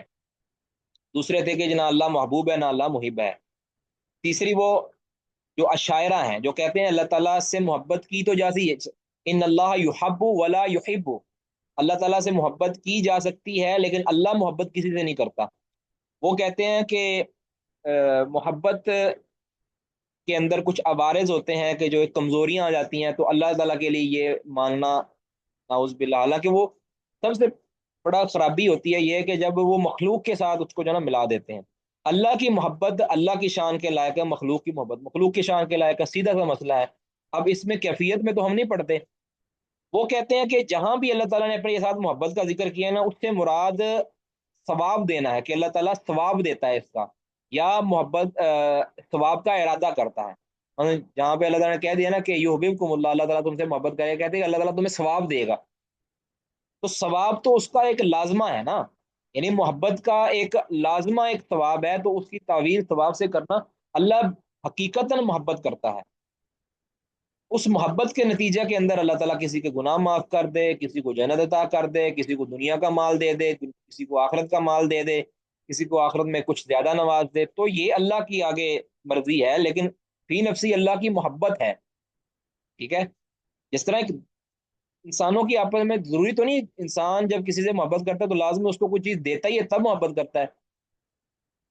اب مجھے آپ سب سے محبت ہے مثال کے طور پر، میں نے تو آپ کو کبھی کوئی چیز نہیں دی، ٹھیک ہے، یا ہمیں فلسطین کے مظلوم مسلمانوں سے محبت ہے، اب ہم نے کبھی اس کو خوشی نہیں دی، تو وہ دل کے اندر ایک کیفیت کا نام ہے۔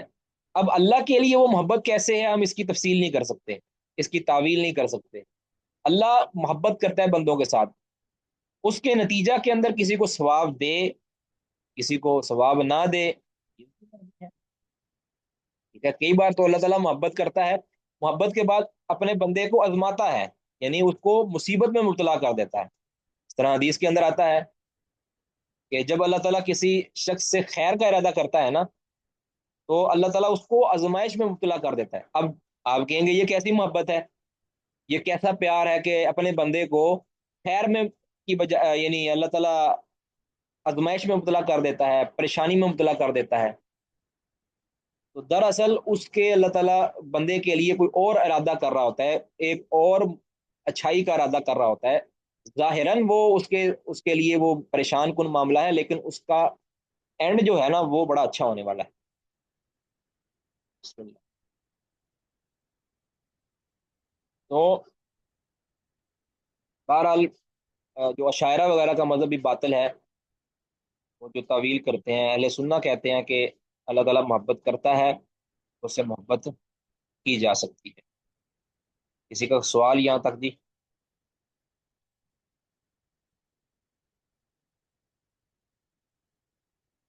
بلکہ اللہ تعالیٰ صرف مومنوں سے محبت نہیں کرتا، بلکہ اللہ تعالیٰ کچھ اور چیزوں سے بھی محبت کرتا ہے۔ یعنی اللہ تعالیٰ کی محبت اشخاص کے ساتھ بھی ہے، جس طرح متقین کے بارے میں اللہ تعالیٰ ان اللہ یحب المتقین اللہ یحب المحسنین، آگے آ رہی ہے نا آیتم۔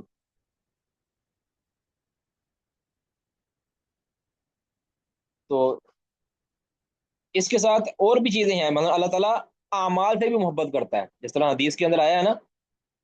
میں حدیث سے یہ پڑھی تھی صحیح بخاری کے اندر اور صحیح مسلم کے اندر۔ صحیح بخاری 527 نمبر اور صحیح مسلم 85 نمبر حدیث کے اندر آتا ہے نا، سیدنا عبداللہ بن مسعود فرماتے ہیں کہ نبی صلی اللہ علیہ وسلم سے میں نے پوچھا کہ ای العمل احب الی اللہ، ای العمل احب الی اللہ، کہ کون سا عمل اللہ کو زیادہ محبوب ہے، اللہ زیادہ محبت کرتا ہے کس عمل سے؟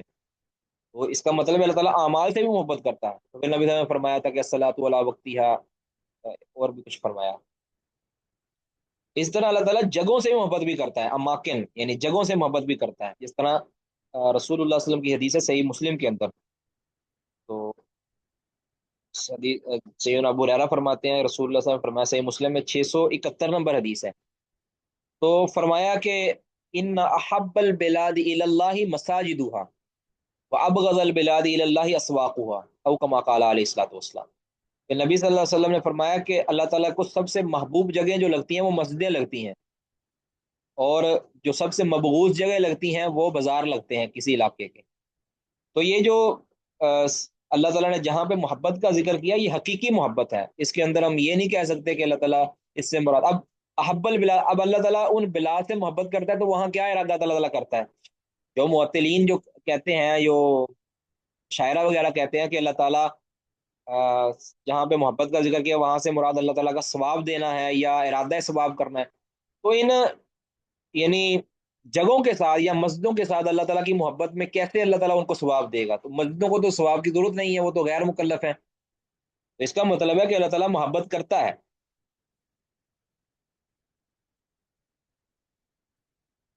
ٹھیک ہے جی۔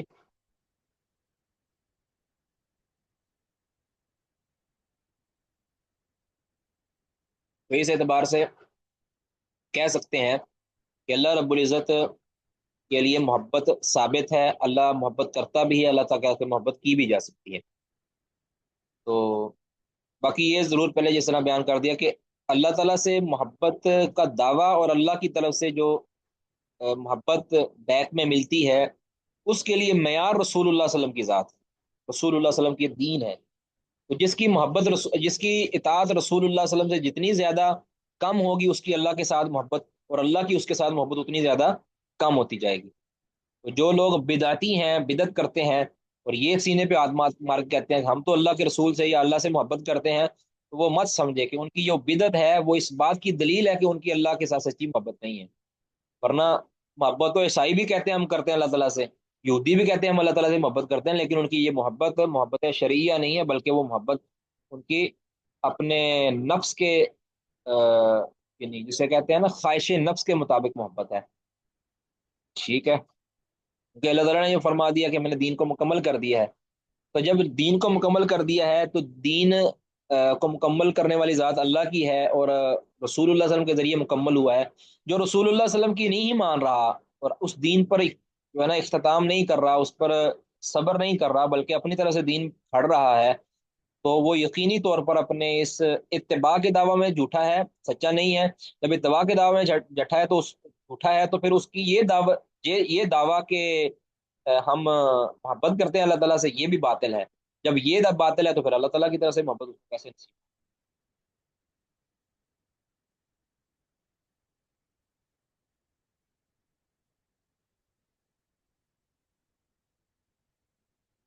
जी।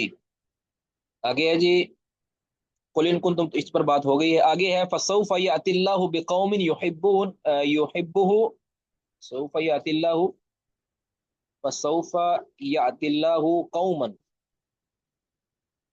फसौफ यअतिल्लाहु बिकौमिन, अल्लाह ताला अनकरीब ऐसी कौम को ले आएगा, युहिब्बुहुम, जिनसे अल्लाह मोहब्बत करता होगा, वह युहिब्बूनहु, और वो अल्लाह से मोहब्बत करते होंगे। अब इसमें भी दोनों अतराफ से मोहब्बत का जिक्र है। अब ये सूरत मायदा आयत नंबर 54 है, 54।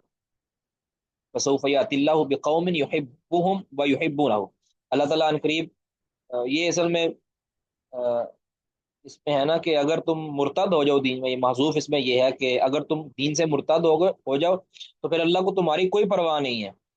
यानी मैं ये मत समझो कि तुम्हारी वजह से अल्लाह रब्बुल इज्जत की शायद रबूबियत या उलूहियत चल रही है, ऐसा नहीं है। अल्लाह ताला तुम्हारा कोई अ, अल्लाह ताला को तुम्हारी ज़रूरत नहीं है। तुम अल्लाह को कोई नुकसान नहीं पहुंचाते अगर मुर्तद हो भी जाओ। अल्लाह ताला तुम्हारी जगह पर ऐसी कौम को ले आएगा जो अल्लाह जिनसे मोहब्बत करता है और वो अल्लाह से मोहब्बत करती होंगी। ठीक है। तो इस आयत के अंदर भी साबित हो रहा है कि अल्लाह मोहब्बत करता है अपने मोमिन बंदों से, और मोमिन बंदे अल्लाह से मोहब्बत करते हैं।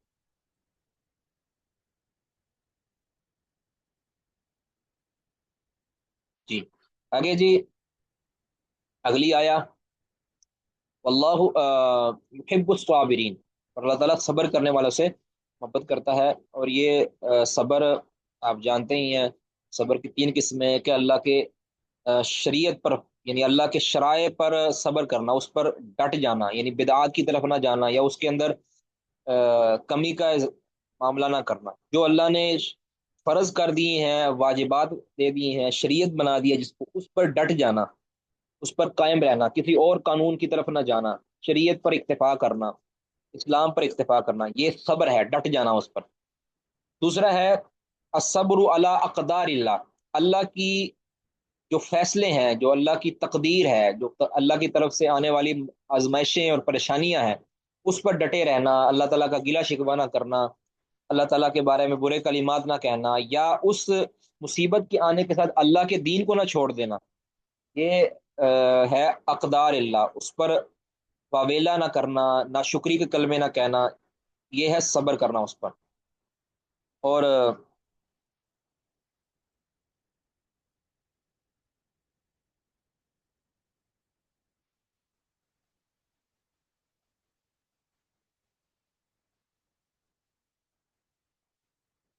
ये तीसरी किस्म क्या थी जी, मुझे भूल गई।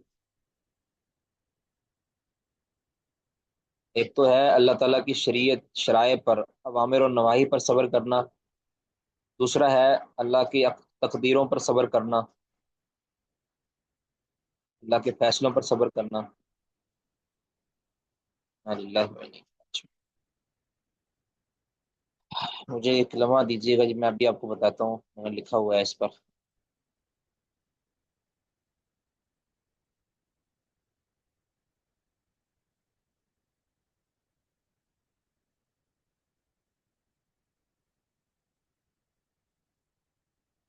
जी, उतनी देर किसी ने कोई सवाल करना है तो वो सवाल कर सकते हैं जी।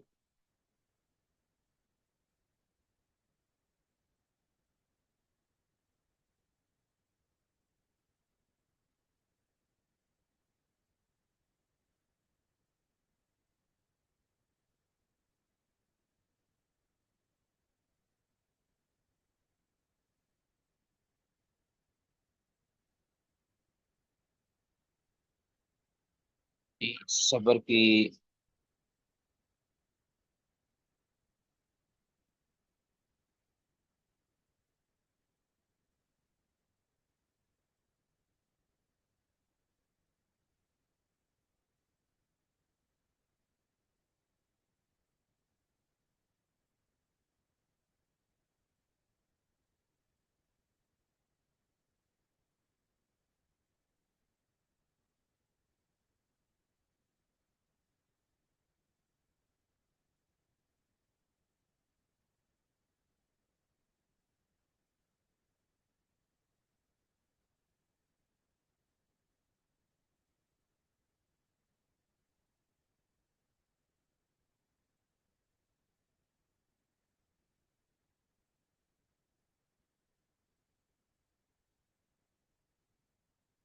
جی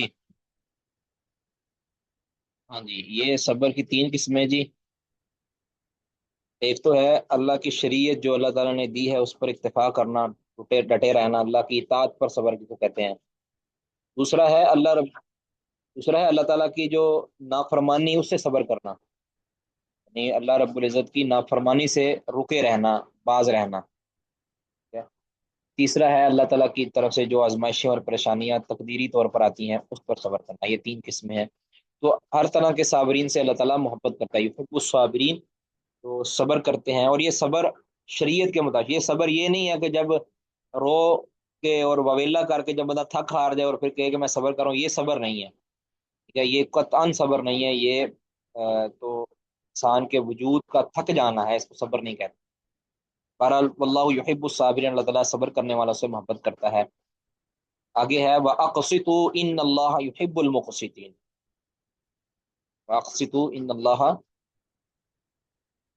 يُحِبُّ الْمُقْسِطِينَ، کہ انصاف کرو، اللہ تعالیٰ انصاف کو پسند کرتا ہے۔ سورت الحجرات آیت نمبر 9 ہے غالبا، ہاں جی آیت نمبر 9 ہے۔ تو جو اقساط ہے، آپ جانتے ہیں کہ یہ اس میں ایک ہوتا ہے القسط، اس کا مطلب معنی ہوتا ہے ظلم۔ ٹھیک ہے؟ اس طرح صحیح بخاری کی آخری حدیث میں آپ نے پڑھا تھا،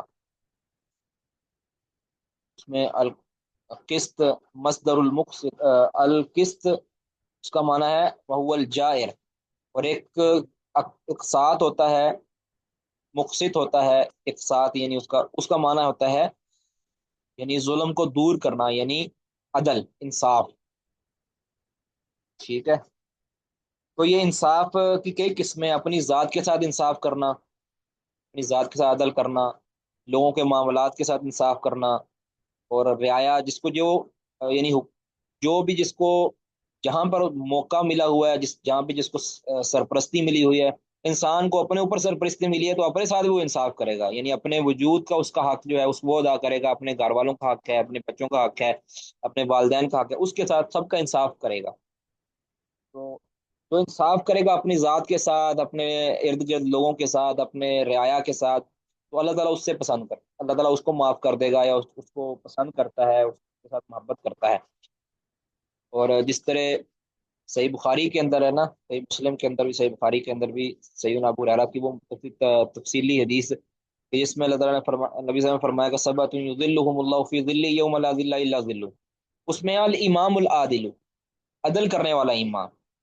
اور دوسری حدیث کی طرف اگر آپ جائیں نا، یعنی یہ حدیث کا ترجمہ پہلے سن لیں کہ 7 خوش نصیب جن کو اللہ تعالیٰ اپنے عرش کا سایہ دے گا، اس میں سے ایک ہے الامام العادل، کہ جو عدل کرنے والا پیشوا ہے نا، امام ہے، وہ حکمران ہے، وہ حکمرانی اس کی جتنی اس کو دی گئی ہے اس میں جو انصاف کرنے والا سارے اس کو اللہ تعالیٰ یہ اپنے عرش کا سایہ نصیب کر دے گا۔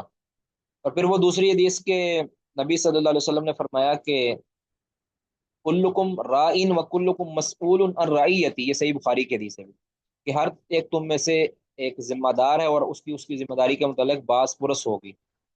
اور پھر آپ نے تفصیل بیان فرمائی کہ جو ایک شخص ہے، مرد ہے، وہ اپنے گھر والوں کے لیے ایک امیر ہے، اور آقا جو ہے وہ اپنے غلام کے لیے، اور امیر اپنے رعایا کے لیے، اور اسی طرح ہر شخص جو ہے نا اپنے آپ میں ایک امیر ہے، ہر اپنے آپ میں ایک ذمہ دار ہے، اس کو جتنی ذمہ داری دی گئی ہے اتنی ذمہ داری کے متعلق اس سے پوچھا جائے گا۔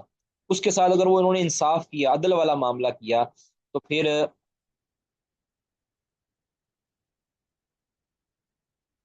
اچھا ایک اور بات یاد رکھیں، ایک اور بات یاد رکھیں کہ اسلام کے اندر عدل ہے، یہ انصاف کا جو ہم لفظ بولتے ہیں نا، انصاف کا لفظ یہ ایسے ہی پتہ نہیں مشہور ہو گیا، انصاف کا تو مطلب ہوتا ہے نا نصف نصف دینا، یعنی برابر برابر دینا۔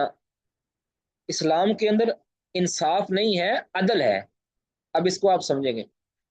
اب انصاف کا تقاضا کیا ہے کہ بچی کو بھی ایک حصہ دیا جائے اور بچے کو بھی ایک حصہ دیا جائے، لیکن اسلام نے کیا عدل کیا ہے کہ بچی کو آدھا ہے اور بچے کو ایک ہے۔ اور بچی کو پھر چونکہ سسرال میں جا کر بھی ملنے والا ہے، اس لیے اس کو، تو گویا اسلام نے جو حقوق طے کیے ہیں نا، ان حقوق کی رعایت کرنا یہ عدل ہے، ٹھیک ہے۔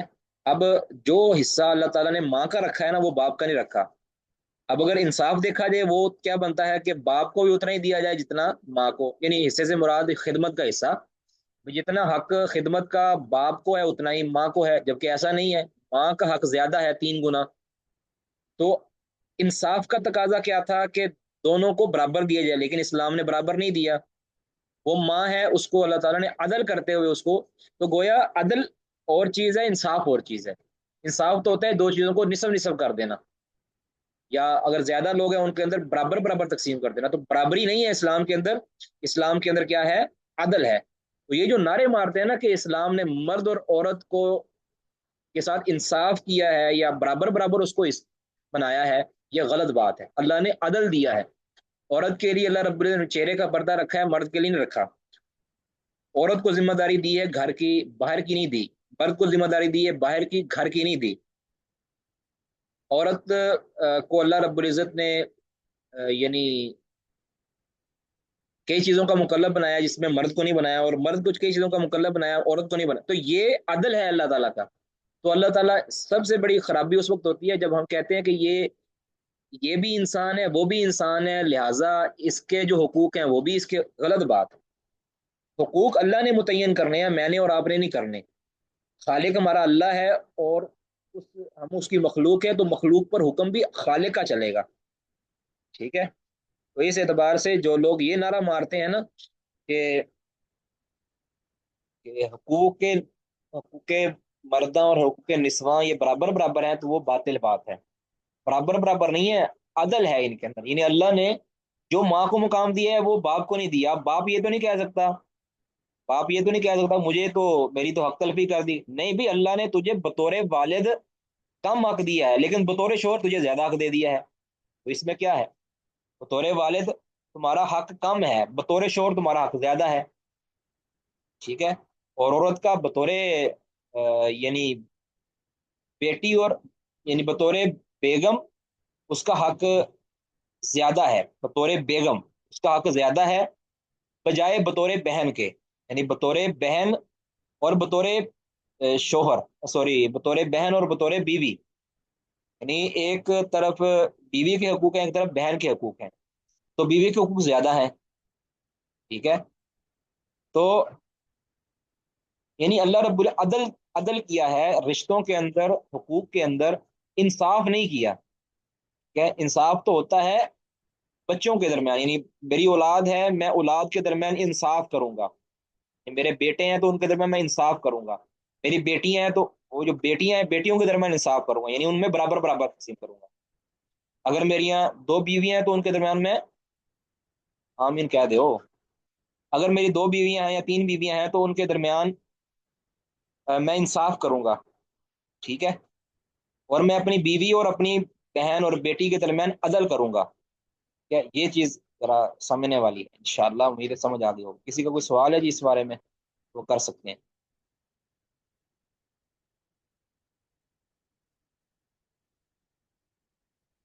بہرحال یہ اس پر بات زیادہ لمبی ہو گئی۔ دوبارہ اللہ تعالیٰ فرماتے ہیں کہ اقسطوا، عدل کرو، ان اللہ یحب المقسطین۔ اب عدل کا معنی ہم انصاف کر دیتے ہیں اپنی زبان میں، تو جہاں پہ اگر میں نے کوئی انصاف کا لفظ بول دیا تو اس کو بھی عدل پر معمول کریں، ٹھیک ہے نا۔ تو اقسطوا ان اللہ یحب المقسطین، کہ عدل کرو کیونکہ اللہ تعالیٰ عدل کرنے والوں کو پسند کرتا ہے۔ واحسنوا، اب یہ آیت نمبر میں نے اس کو بتا دیا نا آپ کو، جی یہ آیت نمبر سورۃ حجرات آیت نمبر 9 ہے۔ اور آگے فرمایا ہے کہ واحسنوا، اور احسان کرو، ان اللہ یحب المحسنین۔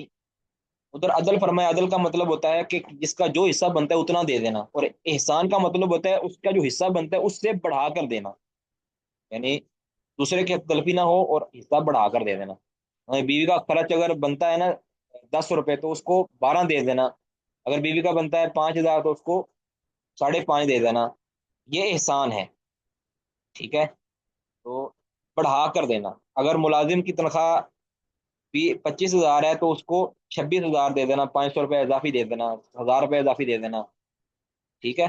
تو یہ ہے احسان، کسی کے ساتھ احسان، یعنی عمدگی، مطلوب سے بھی زیادہ کرنا، مطلوب سے زیادہ کر دینا، یہ ہے احسان۔ ان اللہ یحب المحسنین، یعنی مطلوب سے مطلب ایسا مطلوب کہ جس کے اندر اضافہ بھی مطلوب ہے، یاد رکھیں، ہر مطلوب کے اندر اضافہ نہیں کیا جا سکتا۔ اب نمازوں کے اندر وہ کہے جی میں تو احسان کرتا ہوں تو 5 کی بجائے میں 6 فرض نمازیں پڑھوں گا، ایسا نہیں ہے،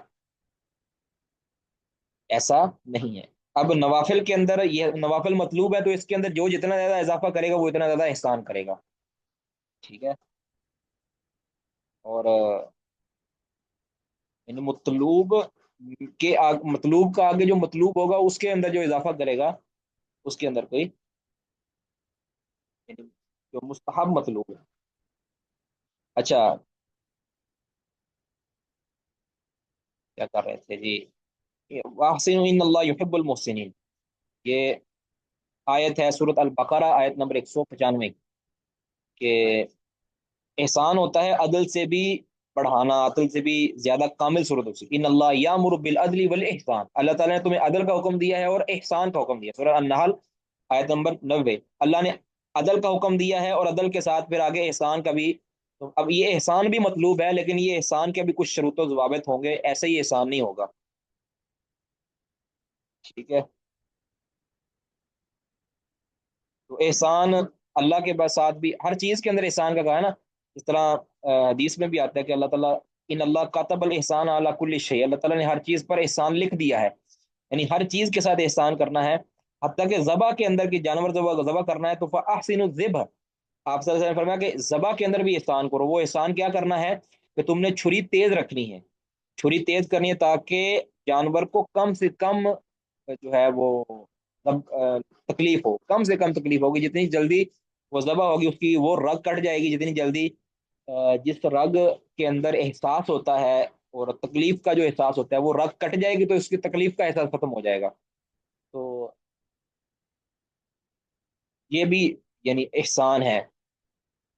اور خالق کے ساتھ احسان کا معاملہ کیا، وہ جسے جبریل جس طرح مشہور بخاری مسلم کی، تو نبی صلی اللہ علیہ وسلم نے اس کا جواب دیا تھا کہ مل احسان کا جواب کیا دیا تھا، ان تعبد اللہ کانک تراہ فان لم تکن تراہ فانہ یراک، یہاں بھی ایک نقطہ سمجھے، اس میں 2 درجے بیان کیے گئے احسان کے، ان تعبد اللہ کانک تراہ، اب اللہ کو تو ہم دیکھ نہیں دے ہوتے نا، تو یہاں تراؤ سے مراد کیا ہے، اللہ کو گویا اس طرح عبادت کرو جس طرح اللہ کو دیکھ رہے ہو، تو یہاں دیکھنے سے مراد ہے اللہ کی طلب کرنا، یعنی اللہ کی طرف رغبت رکھ کے، یعنی شوق کے ساتھ اللہ رب العزت کی عبادت کرنا، جیسے نا بندہ بڑھ چڑھ کے، جسے کہتے ہیں نا عبادت کرنا، بندہ پورے احساس کے ساتھ بڑھ چڑھ کے عبادت کرتا ہے، یعنی گویا اس کے اندر اللہ رب العزت کی کے ساتھ کمال کی محبت کا عنصر پایا جاتا ہے، رغبت اور اللہ کی طرف جھکاؤ، شدید قسم کا اللہ کی طرف لپکنا اور اللہ رب العزت کی طرف بڑھنے کا عنصر پایا جاتا ہے، کہ گویا تو اللہ کو دیکھ رہا ہو، یعنی رویے سے یہاں مراد ہے طلب ہے، اللہ کی طلب کے اندر،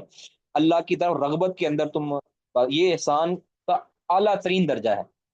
اور فرمایا فَإِن لَّمْ تَكُن تَرَاهُ فَإِنَّهُ يَرَاكَ، اگر یہ درجہ تمہارے اندر پیدا نہیں ہوتا تو فَإِنَّهُ يَرَاكَ، تو تمہیں دیکھ رہا ہے، تو یہ ہے یعنی اس کو کہتے ہیں احسان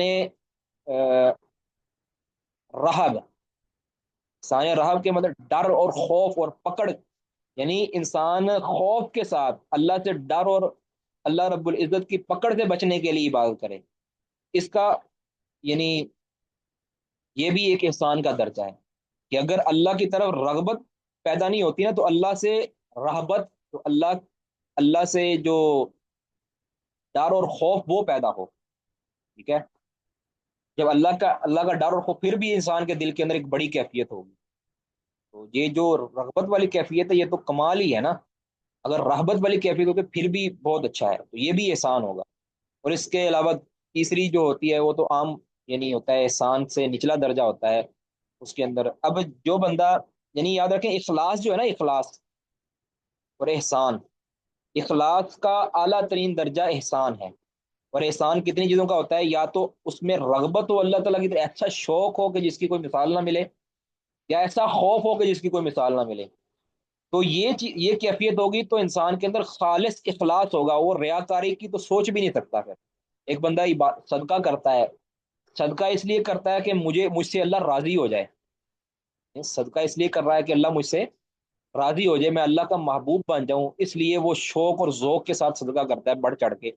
تو یہ کہہ رہے ہیں کہ کاننا کا تراہ، یہ والی وہ عبادت کر رہا ہے۔ اور اس کے مقابلے میں ایک وہ شخص ہے جو اللہ کے ڈر سے، یعنی اللہ تعالیٰ کہیں میرے مال کو ہلاک نہ کر دے، کہیں مجھ پر اللہ کی پکڑ نہ آ جائے، کہیں اللہ مجھ سے حساب نہ لے لے، اس ڈر سے کوئی صدقہ کرتا ہے، تو یہ رہبت، یہ بھی محبوب ہے، یہ بھی اچھا ہے، یہ بھی مرغوب ہے، لیکن یہ رہبت والا ہے۔ تو دونوں کے اندر اخلاص پایا جاتا ہے۔ اس کے مقابلے کے اندر ریاکار وہ ہوگا کہ جو لوگوں کی خوشنودی کے لیے، لوگوں کی چاہت کے لیے، یا لوگوں کے خوف سے، کہ اس کے اندر بھی رغبت اور رغبت آ جاتی ہے نا، لوگوں کی خوشی کے لیے، اپنی شہرت کے لیے، یا لوگوں کے خوف سے کہ لوگ کہیں گے یار یہ تو بڑا کنجوس ہے، دیتا ہی نہیں ہے، اب اس کے اندر بھی کوئی یعنی اخلاص نہیں ہے۔ تو اللہ کے ساتھ رغبت اور اللہ کے ساتھ رہبت، یہ دونوں ہی مرغوب اور مطلوب اور محبوب ہیں، ٹھیک ہے؟ اس کو خوب سمجھ لیں۔ تو یہ ہے اللہ کے معاملے کے اندر احسان، اور مخلوق کے معاملے کے اندر احسان، اس کی تو کوئی حد ہی نہیں ہے۔ اور اس کے لیے ایک ہی حدیث کافی ہے، رسول اللہ صلی اللہ علیہ وسلم نے فرمایا، صحیح بخاری کے اندر 13 نمبر حدیث، اور صحیح مسلم کے اندر 45 نمبر حدیث ہے، سیدنا انس رضی اللہ تعالیٰ عنہ کی، کہ نبی صلی اللہ علیہ وسلم نے فرمایا کہ لا یؤمن احدکم حتی یحب لاخیہ ما یحب لنفسہ، کہ اس کے اندر احسان کیا ہے، کہ انسان اپنے لیے وہ پسند کرے جو اپنے بھائی کے لیے یعنی اپنے بھائی کے لیے وہ پسند کرے جو اپنے لیے پسند کرتا ہے۔ اگر میں اپنے لیے پسند یہ کرتا ہوں نا کہ میری لوگ تعریف کریں یا میرے لوگ ادب احترام کریں، تو میں اپنے بھائی کے لیے بھی یہ پسند کروں۔ اگر میں یہ پسند کرتا ہوں نا میرے لیے کہ میری لوگ مدد کریں، یا میری مشکل میں میری داد رسی کریں، یا میری عیادت، میری بیماری میں میری عیادت کو آئیں، یا مجھے لوگ سلام کریں، یا میرے ساتھ لوگ نرمی میں بات کریں، میرے لوگ غلطیوں کو دور کریں، میری لوگ اصلاح کریں، تو یہی چیز انسان دوسرے کے بارے میں پسند کرے، تو یہ مخلوق کے ساتھ احسان ہے۔ اور اسی کو کہتے ہیں النصح لکل مسلم، ہر مسلمان کے ساتھ خیر خواہی، یعنی جو انسان اپنے ساتھ خیر خواہی چاہتا ہے نا کہ میرے ساتھ ایسا ہو، اور افسوس اور تف ہے ایسے شخص پر جو اپنے ساتھ بھی خیر خواہی نہیں چاہتا، یعنی وہ یہ بھی پسند نہیں کرتا کہ میری اصلاح کی جائے، اس سے بڑا بد نصیب کوئی نہیں ہے۔ یعنی اب تو معاملہ اس قدر ڈگرگوں ہو چکا ہے کہ لوگ اپنے لیے بھی خیر کو پسند نہیں کرتے، یعنی اپنے ساتھ بھی وہ انصاف نہیں، اپنے ساتھ بھی وہ عدل نہیں کر پاتے، تو دوسروں کے حق میں وہ عدل کیسے کریں گے؟ تو یہ اس کی تو بات ہی کیا کرنی کہ جو اپنے متعلق بھی خیر کا نہیں سوچتا، دوسروں کے متعلق تو بات کی بات ہے، کم از کم بندہ اپنے بارے میں تو خیر کا سوچے نا کہ میرے ساتھ اچھا ہو۔ تو جیسا بندہ اپنے لیے سوچے، پھر احسان کا درجہ یہ ہے کہ اپنے ساتھ ساتھ وہ دوسرے کا بھی اچھا سوچے۔ والعصر ان الانسان لفی خسر الا الذین آمنوا وعملوا الصالحات وتواصوا بالحق وتواصوا بالصبر، اس کا تقاضا یہ ہے کہ سارے انسانیت خسارے کے اندر ہے سوائے 4 لوگوں کے۔ اب جس کا ان 4 کیٹیگریوں کے اندر جتنا اعلیٰ مرتبہ ہوگا، اس کے اندر خسارہ اتنا زیادہ کم ہوگا، اور جس کا ان 4 کیٹیگریوں کے اندر جتنا کم درجہ ہوگا، اس کا خسارہ بھی اتنا زیادہ ہوگا۔ کہ اصل کیا ہے کہ سارے خسارے کے اندر ہے، اب اس خسارے کو کسی نے کم کرنا ہے، تو جو ان 4 چیزوں کے اندر جتنا زیادہ مضبوط ہوتا جائے گا، اپنے خسارے کو اتنا زیادہ کم کرتا جائے گا، ٹھیک ہے؟ تو وہ الا الذین آمنوا، ایمان لائے، عامل الصالحات، اپنے عمل کو چنگا کر لے، صحیح کر لے، سنت کے مطابق کر لے، وتواصوا بالحق، اور حق کی ترغیب دے، دوسروں کو تک پیغام پہنچائے، وتواصوا بالصبر، اور اس کے اوپر جو مصیبتیں پریشانیاں آتی ہیں خود بھی برداشت کرے اور دوسروں کو بھی اس کی ترغیب دے۔ تو بہرحال بات لمبی ہوگی کہ احسان کے لیے قاعدہ یہ ہے مخلوق کے ساتھ، کہ جو بندہ اپنے ساتھ ہونے کو پسند کرتا ہے نا، دوسرے کے لیے بھی ہونے کو، یعنی اپنے ساتھ ایسے بدبختوں کی بات نہیں ہو رہی کہ جو اپنے ساتھ بھی برائی کو پسند کرتے ہیں، یہ ایسے بدبخت بھی ہیں نا جو کہتے ہیں کہ لوگ جناب جس طرح یہ بھاڑ قسم کے لوگ ہوتے ہیں جو کہتے ہیں کہ میری لوگ بستی کریں، یعنی مجھے جگت کریں، یا لوگ زنا کو پسند کرتے ہیں، ان کی بات نہیں، اور ایک مومن انسان کی بات ہو رہی ہے کہ ایک مومن آدمی اس وقت تک مومن نہیں ہو سکتا، پورا احسان والا مومن نہیں ہو سکتا، محسن نہیں ہو سکتا اس وقت تک جب تک وہ اپنے لیے جو اچھائی پسند کرتا ہے نا، وہ اچھائی وہ اپنے بھائی کے لیے بھی پسند ہے۔ تو یہ ایک قاعدہ ہے احسان، یعنی مخلوق کے ساتھ احسان کا۔ اور مال کے ساتھ احسان کیا ہے کہ وہ یعنی ایک تو اس کے فرائض کو ادا کیا جائے، بلکہ اس کے ساتھ پھر نوافل بھی ادا کیے جائیں، یعنی فرض صدقہ بھی ادا کیا جائے، مستحب صدقہ بھی ادا کیا جائے، ہر ایک کی مدد کی جائے اور اس کو صحیح جگہ پر لگایا جائے، یہ سارا اور پھر انسان اپنے بدن کے ساتھ کہ جو اس کا حق ہے وہ نیند کے حوالے سے، اس طرح پاکی طہارت کے حوالے سے، اس طرح کھانے کے حوالے سے وہ اس کو اس کا حق دے۔ بہرحال یہ بڑی بات لمبی ہوگی، تو احسان، ان اللہ یحب المحسنین، اللہ تعالیٰ محسنین سے محبت کرتا ہے، اللہ تعالیٰ محسنین کو پسند کرتا ہے۔ کسی کو کوئی سوال جی اس میں وہ کر سکتے ہیں؟ کسی کا کوئی سوال نہیں ہے جی؟ اگر آپ بالکل نہیں بولیں گے تو پھر یعنی کیا لینا، تھک جاؤں گا میں، تھوڑا سا بولے نا، ہاں نہ کریں نا۔ السلام علیکم جی شیخ محترم، سب انشاءاللہ بہت بارک واضح اللہ، ہو گئے۔ ماشاء اللہ، آپ ابو عبداللہ ہیں؟ ماشاء اللہ، آپ نے نام چینج کر لیا۔ جی شیخ محترم، میں تو وہ سلفی صاحب سمجھ رہا تھا، ابو عبداللہ وہ سلفی جو کیا اسے کہتے ہیں، اخلاق صاحب، اخلاص صاحب یا اخلاص۔ اچھا، ٹھیک ہے، ماشاء اللہ، اور سب خیریت ہے؟ وہ کدھر گئے ہیں؟ تاجور صاحب نہیں آئے؟ جی شیخ محترم ان کا امتحان ہے 24 یعنی 24 اپریل کو ان کا ایگزام ہے۔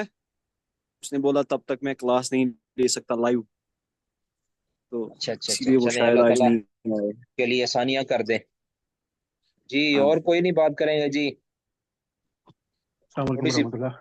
وعلیکم السلام ڈاکٹر صاحب، ماشاء اللہ۔ جی جی شیخ محترم ابھی کچھ عرصے پہلے نا ایک فیس بک پہ کچھ لوگوں نے اللہ تعالیٰ سے محبت کے حوالے سے کچھ بے تکلفی کا اظہار کر رہے تھے۔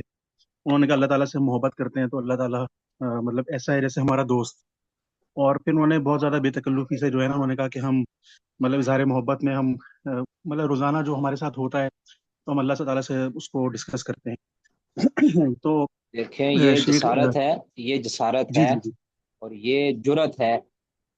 یاد رکھیں کہ اللہ رب العزت کے ساتھ محبت کا اظہار اس طرح کرنا ہے جس طرح اللہ نے ادب اور احترام اور تعظیم اور تکریم کے ساتھ ہمیں سکھایا ہے۔ یعنی ہم محبت کے اظہار میں بے تکلفی نہیں کر سکتے اللہ تعالیٰ کے ساتھ، کہ جس طرح ہم عام اپنے یاروں دوستوں کے اندر بیٹھ کر کرتے ہیں، اس طرح کے الفاظ یا اس طرح کی زبان ہم استعمال نہیں کر سکتے۔ اللہ رب العزت کے ساتھ محبت کرنی ہے، وہ تعظیم والی محبت کرنی ہے۔ اس طرح ہم اپنے انتہائی عظمت اور تکریم والے استاد کے ساتھ محبت کا اظہار کرتے ہیں نا، ان کو پھر ہم یعنی اکرام کس طرح کرتے ہیں ہم، یعنی ہم یہ تو میں اللہ کے بارے میں مثال نہیں دے رہا، ویسے دنیاوی طور پہ سمجھا رہا ہوں کہ ایک وہ استاد کہ جس کا ہم بڑا دل سے احترام کرتے ہیں، اکرام کرتے ہیں، اس کے ساتھ ہم محبت کا اظہار کس طرح کرتے ہیں؟ یعنی اس طرح کرتے ہیں کہ جس طرح اس استاد کی شان ہے۔ اب یہ تو نہیں ہے کہ اس کو اٹھا کر ہم جناب اپنے یعنی جس طرح یاروں اور بیلیوں کو ہم لتاڑتے ہیں اور جفی ڈال کر اس کو جو ہے نا گراتے ہیں یا اس کو لوٹ پوٹ کرتے ہیں، اس طرح تو نہیں ہم کرتے نا۔ تو اگر کوئی اس طرح کرنے لگ جائے اور کہے کہ میں تو جی اس پہ استاد جی سے بڑی محبت کرتا ہوں، تو لوگ کہیں گے تمہاری اس محبت کے اندر تعظیم نہیں ہے، تکریم نہیں ہے، اس کے اندر ادب نہیں ہے، تو یہ محبت نہیں ہوگی، یہ گستاخی ہوگی اور یہ بے ادبی ہوگی۔ ٹھیک ہے؟ جی بالکل شیخ اللہ رب محترم۔ العزت تو اس سے کہیں زیادہ یہ خالق ہے وہ، اور اس سے کہیں زیادہ اس کا تو کسی کے ساتھ جوڑ بھی نہیں ہے، تو اس کو ادب، تعظیم الفاظ کے اندر اور انداز کے اندر وہ تعظیم انتہائی زیادہ مطلوب ہے، تب جا کے وہ محبت کارگر ثابت ہوگی، ورنہ وہ بے ادبی اور گستاخی بھی بن سکتی ہے۔ باقی ہر ایک کا معاملہ اللہ کے ساتھ الگ ہوگا، وکھرا ہوگا۔ ایک جاہل آدمی اس طرح کرے تو اس کے اوپر حکم الگ لگے گا، ایک عالم کرے گا اس کے اوپر حکم الگ لگے گا، ایک پڑھا لکھا کرے گا اس کے اوپر حکم الگ لگے گا، ایک جڈ اور جانگلی اور ایک پینڈو آدمی، ایک دیہاتی آدمی کرے گا تو اس کا الگ فیصلہ ہوگا۔ وہ یعنی اگر دیہاتی جو ہے نا وہ فرتے محبت میں کوئی ایسی بات کر دیتا ہے، کیونکہ اس کو تو یعنی اکرام اور تعظیم کے کلیے نہیں پتے، وہ تو رسول اللہ صلی اللہ علیہ وسلم کے ساتھ بے تکلف ہو جاتے تھے، حالانکہ رسول اللہ صلی اللہ علیہ وسلم کے ساتھ بے تکلف نہیں ہو سکتے تھے صحابہ کرام۔ اور بکر عمر کہتے تھے فہاباہ، اور بکر عمر کے بارے میں آتا ہے کہ وہ تو گھبراتے تھے رسول اللہ صلی اللہ علیہ وسلم سے بات کرتے ہوئے، سر نہیں اٹھاتے تھے۔ اور ایک حدیث میں نے پڑھی ہے مسند احمد وغیرہ کی، کہ صحابی کہتے ہیں سیدنا اسامہ بن شریک رضی اللہ عنہ کہتے ہیں کہ میں تو رسول اللہ صلی اللہ علیہ وسلم کی مجلس میں گیا تو صحابہ بالکل اس طرح کھڑے تھے نبی صلی اللہ علیہ وسلم کی تعظیم کے اندر کہ جس طرح ان کے اوپر پرندے بیٹھے ہو، یعنی پرندے بھی اگر بیٹھ جائیں تو وہ پرندوں کو بھی محسوس نہیں ہوگا کہ یہ کوئی حرکت کر رہے ہیں کہ نہیں کر، اس قدر تعظیم کے ساتھ کھڑے ہوتے تھے۔ لیکن اس کے مقابلے کے اندر ایک دیہاتی آتا تھا، وہ رسول اللہ صلی اللہ علیہ وسلم کے ساتھ بے تکلف، وہ کہتا بھی تھا اللہ کے رسول محسوس نہ کیجیے گا، میرے الفاظ ذرا سخت ہوں گے اور میرا انداز ذرا سخت ہوگا۔ تو آپ کہہ سکتے ہیں کہ دیہاتی کا اگر اللہ کو پکارنا ہونا تو وہ الگ ہوگا، وہ ظاہر ہے اپنی، یعنی اس کو سکھایا جائے گا لیکن اس کے اوپر اس کی پکڑ نہیں ہوگی۔ لیکن ایک عالم آدمی جو اس بنیاد پر، ایک طالب آدمی جو ایک سمجھدار آدمی جو اس بنیاد پر کہ میں اللہ سے بے تکلف ہوں اور ادب و احترام کو بھول جائے تو یہ اس کی گستاخی ہوگی اور یہ قطعاً منظور نہیں ہوگا۔ باقی اس کا فیصلہ اللہ رب العزت کے مطابق ہوگا، اللہ تعالیٰ اس کے دل کو بہتر جانتا ہے۔ لیکن ہم اس کو مواخذہ کریں گے اس کے الفاظ کا، اس کے انداز کا، اس پر مواخذہ کیا جائے گا، اس کو یعنی سمجھایا جائے گا۔ اگر نہیں سمجھتا تو پھر اس کے اوپر جو ہے نا پھر حکم لگے گا، جو بھی حکم مفتیان لگائیں گے، کفر کا لگے گا، شرک کا لگے گا، اس کے اوپر فسق کا لگے گا، اس کے اوپر جو بھی حکم اس پر لگے وہ لگ بات۔ جی جی ابو عبداللہ صاحب۔ جی شیخ محترم، میرا یہ سوال تھا کہ جو ہمارے موجودہ زمانے میں عشائرہ جیسے کہ ہمارے پاک و ہند میں بریلویہ اور دیوبندیہ ہے، تو ان کے بیانات کبھی سننے میں آتے ہیں تو یہ اکثر وہ احادیث بھی ذکر کرتے ہیں جن میں اللہ تعالیٰ یعنی اللہ تعالیٰ کے محبت کرنے کا ذکر پایا جاتا ہے۔ یہ تو اپنے بیانوں میں یعنی واضح طور پر بولتے ہیں کہ اللہ تعالیٰ محبت کرتا ہے، تو ان کا کیا معاملہ ہے شیخ؟ یہ تو جاہل ہوتے ہیں نا، پہلی تو ان کو اپنے مذہب کا پتہ ہی نہیں ہے، ان کے علماء سے پوچھیں۔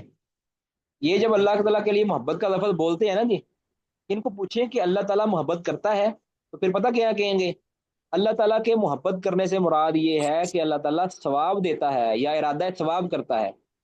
یعنی جو پہلے شاعرہ تھے نا وہ اللہ کے لیے محبت کا لفظ بولتے تھے لیکن مراد یہ لیتے تھے، ٹھیک ہے؟ وہ کہتے تھے کہ یہ جو احادیث کے اندر محبت آیا ہے، محبت کا لفظ ہم نے بولنا ہے لیکن اس سے مراد وہ محبت نہیں ہے جو ہم مانا اس کا ہوتا ہے، بلکہ اس سے مراد ارادہ ثواب ہے یا اس کے سے مراد۔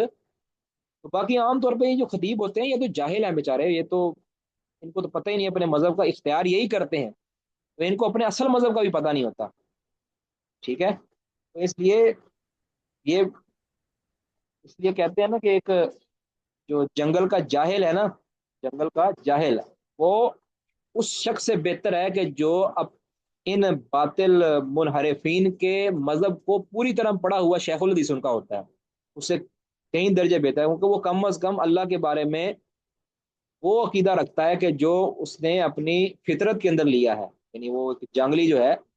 لیکن وہ شخص جو کفر جہود کے درجے پر پہنچا ہوا ہے اور اس نے اللہ رب العزت کو جان کے اس کا انکار کیا ہوا ہے اور اللہ رب العزت کی صفات کو پڑھ کے اس کا انکار کیا ہوگا، تو وہ زیادہ پکڑ کا مستحق ہے۔ جی جزاکم ہاں، اللہ۔ اللہ اکبر۔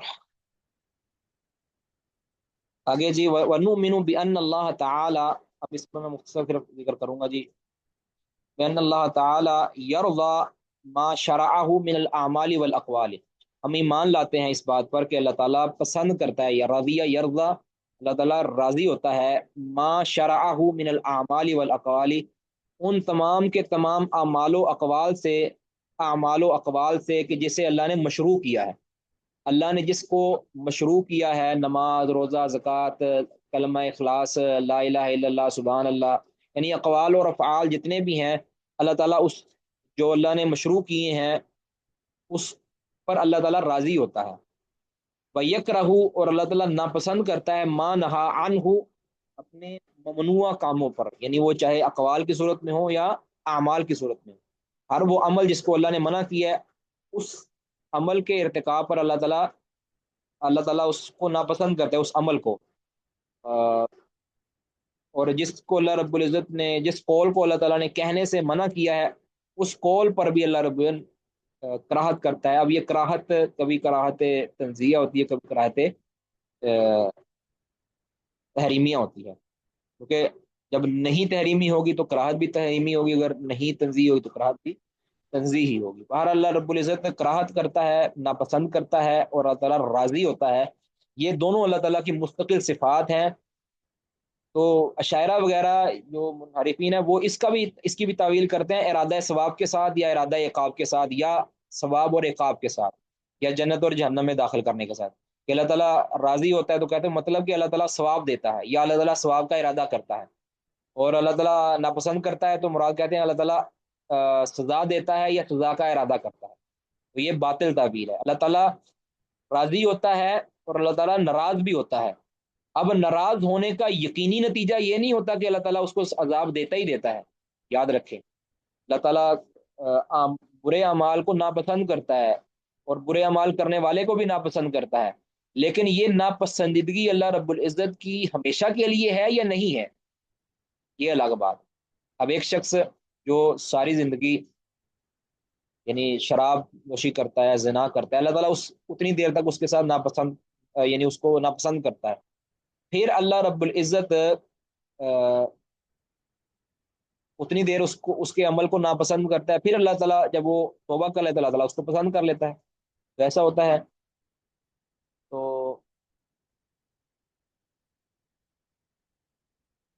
اچھا آگے جی اللہ تعالیٰ کا فرمان ان تکفروا، اگر تم کفر کرو فإن اللہ غنی عنکم، تو اللہ تعالیٰ تم سے بے پرواہ ہے، یعنی اللہ تعالیٰ کو تمہارے کفر سے کوئی فرق نہیں پڑتا۔ ولا یرضى لعباده الكفر، لیکن یہ یاد رکھو اللہ تعالیٰ اپنے بندوں کے لیے کفر کو پسند نہیں کرتا، یعنی وہی ارادہ شرعیہ، اللہ تعالیٰ کفر کو پسند نہیں کرتا لیکن کفر ہوتا ہے اللہ کے ارادہ کونیہ کے ذریعے۔ یہاں اللہ تعالیٰ فرمایا کہ اللہ تعالیٰ راضی نہیں ہوتا بندے کے لیے کفر کو اللہ تعالیٰ راضی نہیں ہوتا اللہ اپنے بندوں کے لیے کفر پر۔ وَإِن تشکروا، اور اگر تم شکر کرو یرضہ لکم، تو اللہ تعالیٰ اس پر وہ پسند کرتا ہے تمہارے لیے، یعنی اگر تم شکر کرو تو وہ شکر کرنے کو، اس ایمان کو لانے کو اللہ تعالیٰ تمہارے لیے پسند کرتا ہے، یعنی اللہ تعالیٰ کا یہ راضی ہونا یہ ثابت ہو رہا ہے۔ آگے دوسری آیت کے اندر ہے، اب یہ آیت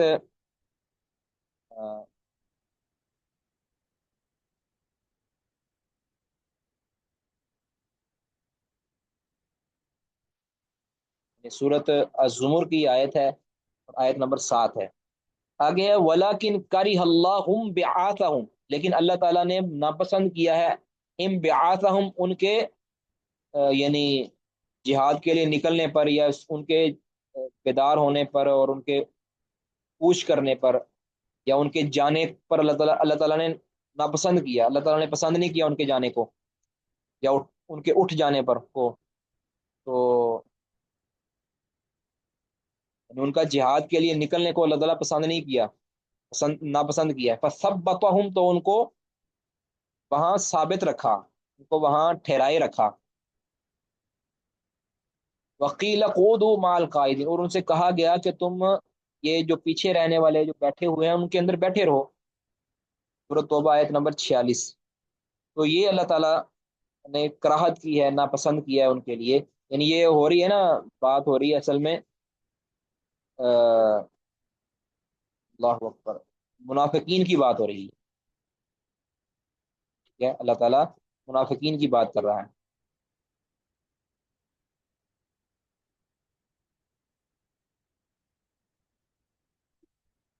یہاں اللہ تعالیٰ نے یعنی بہت بڑی ایک تنبیہ کی ہے کہ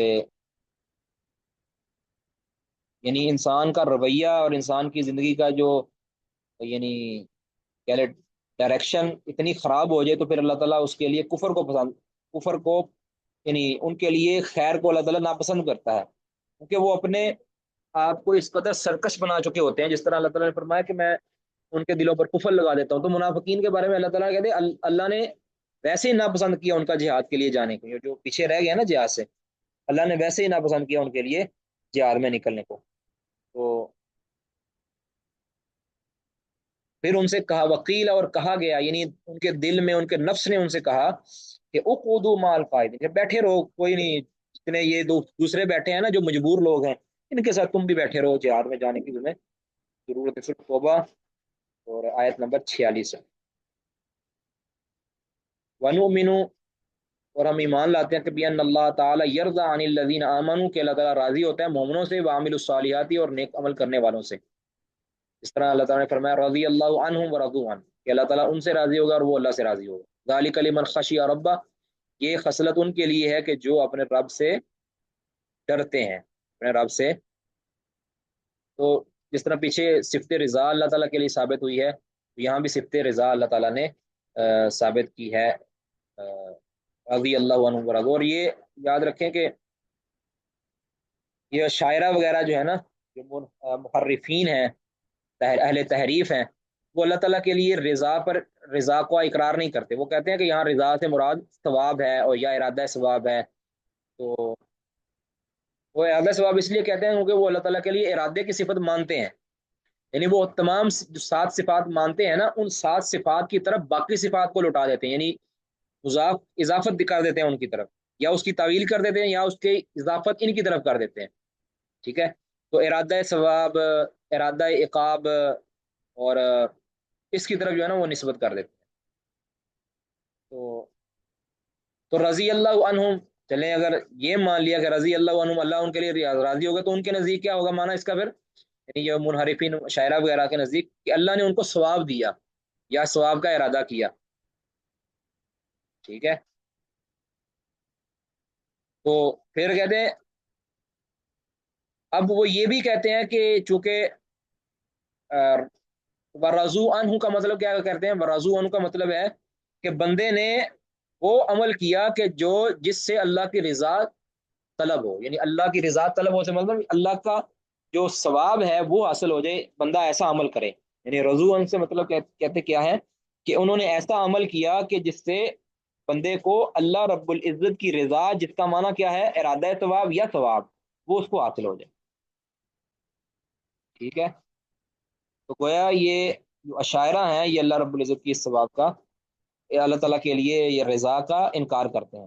ذالک لمن خشی ربہ، یعنی یہ ثواب اور یہ جو رضا ہے یہ اس شخص کے لیے ہے، یعنی پیچھے جو بات ہو رہی ہے نا رضا کی نہیں بات ہو رہی، پیچھے سارا جزاؤہم عند ربہم جنات عدن تجری من تحتہا الانہار، سورت یہ اصل میں آیت ہے نا، یہ سورت آخری پارے کی ہے، کیا اسے کہتے ہیں، سورت البینہ، آیت نمبر 8 آخری آیت ہے، ذالک لمن خشی۔ اس سے پیچھے جو آیت چل رہی ہے نا کہ کیا ہے جی، ان الذین آمنوا وعملوا الصالحات لهم جنات، سوری، ان الذین آمنوا وعملوا الصالحات اولئک هم خیر البریہ جزاؤہم عند ربہم جنات عدن تجری من تحتہا الانہار خالدین فیہا ابدا رضی اللہ عنہم ورضوا عنہ۔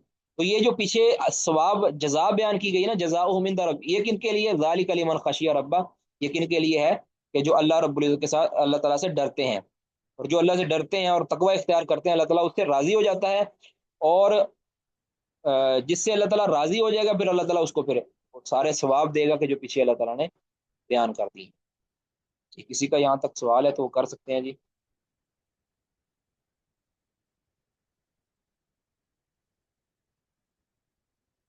جی کوئی سوال نہیں جی، چلیں جی پھر ہم اسی پر اکتفا کرتے ہیں، اور باقی انشاءاللہ جو غضب کے والے سے ہے وہ انشاءاللہ ہم کل پڑھیں گے، یا غضب چلیں کل پڑھیں گے انشاءاللہ۔ سبحانک اللہم و بحمدک اشہد ان لا الہ الا انت استغفرک و اتوب الیک۔ السلام علیکم ورحمۃ اللہ وبرکاتہ۔